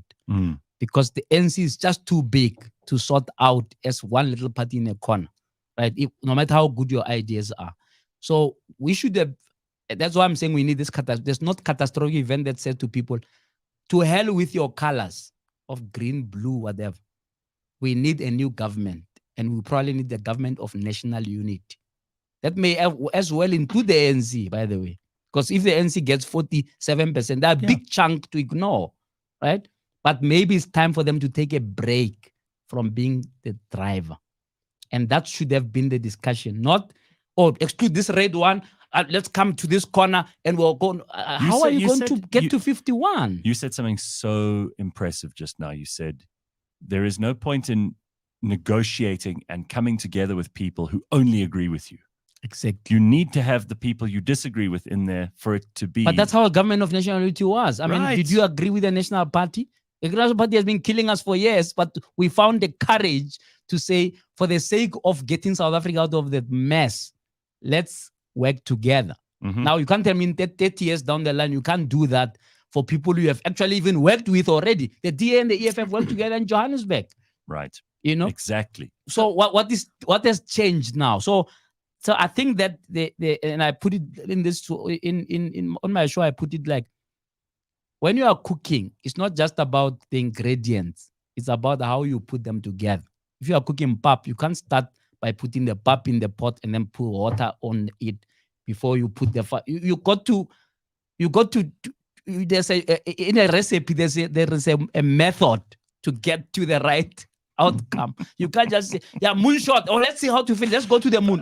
When are you going to get Trevor Manuel on your show anytime? No, don't start now. He probably won't come to my show because he's still busy in court trying to sue me. So his hands are a bit full. I don't know where this is going, but it's dragging out long enough. It's been a long time. I know, but that's how our courts No, are. only And reason. so Justice takes long. which girl is it? No, not in this case. Yeah, not in this case. Sure. Yeah, there's no girl. I'm married. He's married. So So tell me it should about Never about stops the comrades. what did the presidential spokesperson say about BRICS? Because this was an opportunity for Cyril to flex a muscle. No, he says they're very happy. Look like a big man, Yeah. and you know. No, but let's be honest. I think he did very well. You know, just in terms of from a diplomatic kind of repertoire and this is what the have you. only thing so far in his he presidency you took- could say that about. He did very well, quite apart from the fact that the backup, the Minister Pando, who I respect very much, and the team just made it look like a proper thing, not Right. a sort of a backroom, a little thing. And then we may not like it, but the additional members say that the world may just be changing in terms of global power relations. If we add those, oil producing countries Mhm. and leaders in their own regions, and you make a new bloc essentially. Yeah. Right now, And the like IMF's many too- things in the south, right? We've got lots of ideas and fail at execution. And I hope the BRICS won't fall prey to that. Because remember, it's been 15 years of the BRICS. What can you point? They're only now talking about the common currency. After 15 years, what have you been talking about in 15 meetings? Well, what they have done Yeah. for South Africa, from South Africa's perspective at least, is they've created a new market for themselves. Because we import a lot of products from the BRICS countries, right? So when Yeah. we think about we send minerals to China, but once they have beneficiated those They minerals, sell it back to us. Mhm. and what at we 4 export times the at price. this is the thing. So they've just created a new market Don't, for don't, themselves. don't, So don't- I because don't because know if Kanthan's South- not here to argue with you this morning. Listen, He this he's is so whenever Phumi and Kanthan get into this thing, he's Yeah. very optimistic about BRICS, and he Yeah. says it's a new power block. he is and optimistic. it's a about change, this. and this is the hegemony of the US is going to be upset finally, and the dollar might not be the only currency you could trade in Yeah. internationally. In another 15 years. Yeah. Well, Pumi's So point. what's going to help? We bring part of the people who are now the new members of BRICS, Yeah. two of the most indebted countries in the world. And the first thing Argentina comes into BRICS and says is, by the way, this, I mean, But that's what I'm saying about the South, that we seem to be in a pity party half the time. Mhm. Can somebody please tell me what did these guys do for 15 years? They're saying the 15th anniversary. There's no irony before. They've been this thing about the common currency could have been that discussion on the year 1. Oh, by the way, we joined when they've been there called BRIC for a long time. We just added the S to the BRIC. small s. A 15. So I don't know whether at what point we joined in the 15. But all I'm saying is, it's like in our country, there are fantastic policies. Try and implement them. You Good luck. said it just now.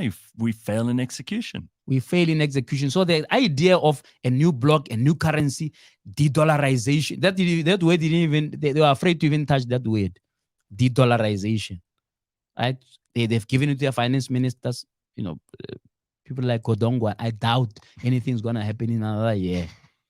If you give it to the likes of Godongwa, who's looks half asleep half the time. So if he's given such a big assignment, and he's worried about whether he'll be a minister in April, I'll tell it's you not what. gonna happen. So, but okay, so then, besides being a great event organizer, yeah, yeah, but don't discount that events are a big thing. They can be a big generator of revenue like for the the country. EFF's wonderful event. That was a FNB. good event. It was a good event, Mother Pauls. Being an event organizer and being a real organizer and getting real change to happen are not the same thing. So besides being a good event organizer, but if you what can have they organize done? a party, what do they call it? A piss up peace in a brewery. party. How can you run a country? So we should also take the good with the bad, right? Yes, to fill a stadium, especially if you have bus people from all over the country, right? On pain of death, because remember, Julius called them out. Pain of being fired. Yeah, he was and gonna they fire. are. No, he's And they have firing been them. fired. Yes, 210 of them have been fired, which is what's missing in this country. There's no We need people consequence to be management. fired, right? Right? So I hope that when they do get into power somehow, because they may get into power, let's just try to number ourselves to that reality slowly, right? Because then thanks to John Steenhuisen, I'm sorry. Because what John Steenhuisen has done is Why to are push you the sorry? EFF and the ANC together. Because he made everybody sign that they'll never work with the ANC, they'll never work with the EFF. So what is the ANC's option if they get 45%? Is to go to the EFF. They don't Who have probably will anything. have 5 to 10%. Yep. Right. So basically, this so-called doomsday scenario has been generated indirectly by the people who don't want it. So right, let's pass that and say Julius is the deputy president of the country. And That drooping smile of yours. it's possible because South He's Africa is being full of realistic. possibilities. So JP Yeah, that's says, Prof, before you go, please speak about the politicizing of the SARB. Yeah. Reserve Bank. Look, I mean, I argue and I wrote in the Times yesterday that once a government now interferes one way or another, directly or indirectly, with institutions that are supposed to support democracy, it's time to change that government because it means they're tired. They're tired of even being constitutional about that thing. And people who are in those institutions are also tired of ducking the bullet because they think, well, I'm going to be fired. If I find this guy guilty, I'm out. Right? So I would rather just have a holding pattern. The elections are coming. Maybe I'll escape.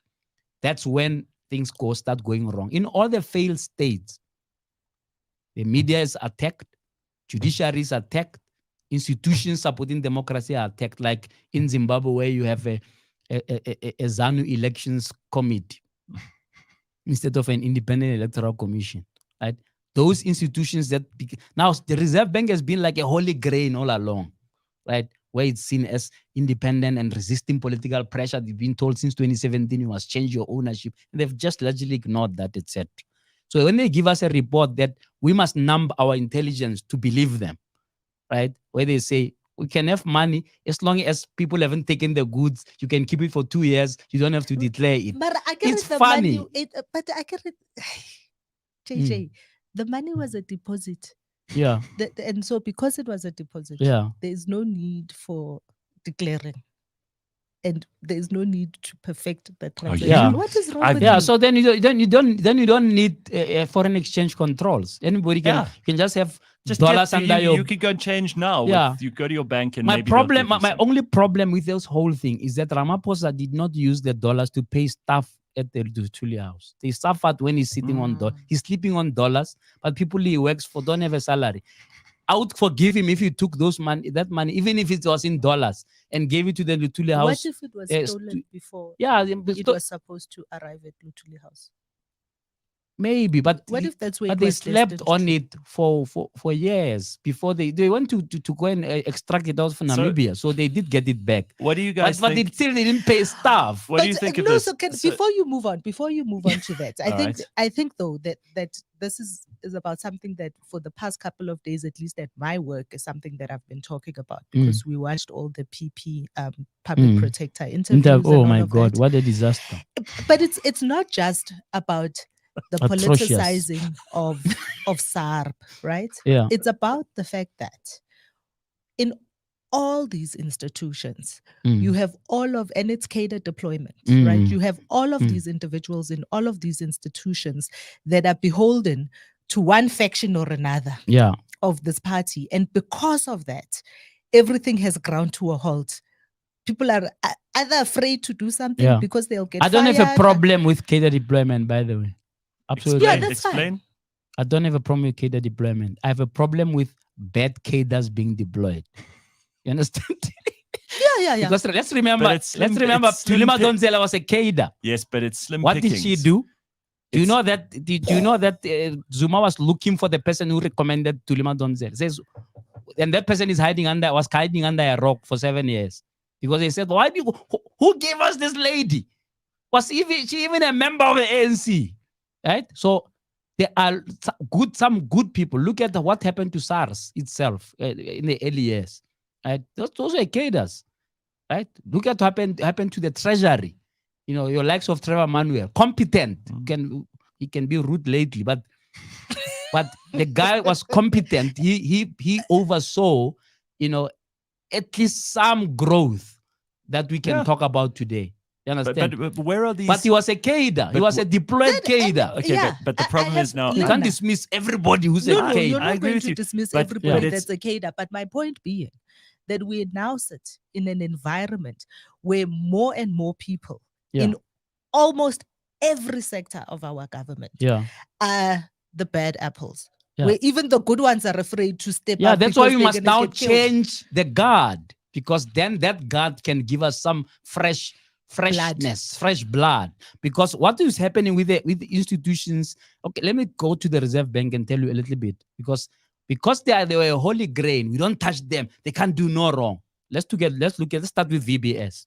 Mhm. VBS is a bank of rural women in Venda putting their last savings Mhm. somewhere where they thought it's safe. For many years. Why was it not good enough for the Reserve Bank to save that bank and save those savings of those rural women? It was not Fox cars. It was not a live boat. So don't touch. I mean, what would be? It would be a blip on the Reserve Bank's even own bank. Balance sheet to have saved VBS, but they couldn't touch it. By the way, ask a question. Where was the Reserve Bank when people were transferring money of municipalities illegally Mhm. to a mutual bank? Don't they have systems that beep somewhere they to can- say there's money Oh, being transferred here and We know there? they have systems because if you or Phumi or I underpay our tax by They'll be on top of 10 you. rand, they're on top of you. Yeah. But they Where can't. would- They can't see these millions being transferred. So But those who's foreign ever exchange blamed the Reserve Bank for that? Nobody. No one. You can go and Google any link of Reserve Bank and VBS, you won't find it. We are grey listed today. Mhm. Who has ever blamed the Reserve Bank and its lax systems? Mhm. Nigeria has 40 banks. 40 in the period that Lesija and his team has been there. We've got banks you can count in one hand who own 95% of this economy. Have they launched a bank that is progressive, or even just a black bank of people? Have they supported black businesses in the financial sector to survive, or have they done the opposite, like they've done with this 360 global solution, who they put on curatorship for 2 years and didn't even talk to them for a full 12 months to check how are you doing? So they were put on curatorship to shut them up and get them out, because they were thinking, who are these people? I mean, how do you trust? If and then you have a Gwamanda who even makes it worse now, and with a scam, they say, you see, you can't trust these people with money. So the Reserve Bank has gotten off lightly, right? Because we thought this is one of the ideal institutions and so on. Now, because they are tired of being that independent institution, it means that you need to change those who appoint them. And this is where we now go to vote a new Right. government and hope for the best that government will give you some fresh blood. Because remember, we mustn't be too optimistic about politicians. Even the new ones can come and disappoint us. You've just talked about the DA that says we'll govern well and so on. People died in cholera under their watch in Pretoria. Well, I think that's the most resounding message here. Listen, can't we do something? I'll come to your show every week, and you come here every week. People are loving this. I mean, there's so many comments here about JJ. Please come back. This is so good. We love this. So thank you very much. No, Professor just absolutely a Onkgopotse pleasure. And I'll JJ Tabane. invite you again. We need a longer time. Yes. Yesterday was just a taste of it. I really like your perspective and your fearlessness. And your thick skin. I mean, I would sleep with one eye closed if I were insulted like you are every day, you know. But you Oh, are. you don't get that? You don't get that with your rants? You get former with your ministers hands. taking you to I don't court. take a. Let me tell you, these people are cowards. Okay, people ask me, "What? How can you do? What do you say when you meet these people?" I said, "How are you?" You know, I met Tulas Ngles after calling me incompetent. He went to the BCCSA and lost. And then I meet him at a restaurant in Cape Town and he said, "Hey, Chief, how are you? Fine, Carno, let's have tea." And then I met him again on the plane a few weeks later, and he says, "I'm ready now to come to you." So cowards. the last word is No, to it's not say, cowards. you become yourself, and people will catch on. But if you are fake, it will catch up with you. Now, I mean, there's a chap called Bongo. I insulted him for years about corruption, and he was found not guilty. And I said, "Oh, I'm in trouble." He comes to my show, and he was there like 3 hours before the show. And I said, no, we're only starting at 8. And it was 5 o'clock, and he was already sitting in the reception. And I thought, yeah, he's coming for me today. And he said something very interesting. He says, "We hated you at the beginning until we realized that you criticize everybody." Right? I'm not trying to be factional and what. If you do something stupid, doesn't matter who you may be the president, you may be the Reserve Bank governor, you may be former finance minister. No sacred I'll cows. tell you, you are being silly. That's But what we I think need. it's also in the fact that you also afford them the opportunity to come on the show And have explain the themselves. conversation. Yeah, absolutely. Well, And because it's TV, they come. I love it. No, JJ, thank you so much. Lovely to have you here, and thanks Wonderful. for Thank you for coming coming. to. Thank to you be for part of the having show. me, but don't wake me up so early. No, I know. Couldn't I have done this on Zoom? No, Next time. it's much better, man. Next it's much time. better. I know, like But chemistry. Zoom, you used the whole Chemistry. show on Zoom. I know. Yeah. Yeah, it Next was, time you invite me, I'll come happily on Zoom. all right, done deal. Yeah, all right. No problem. Thank you.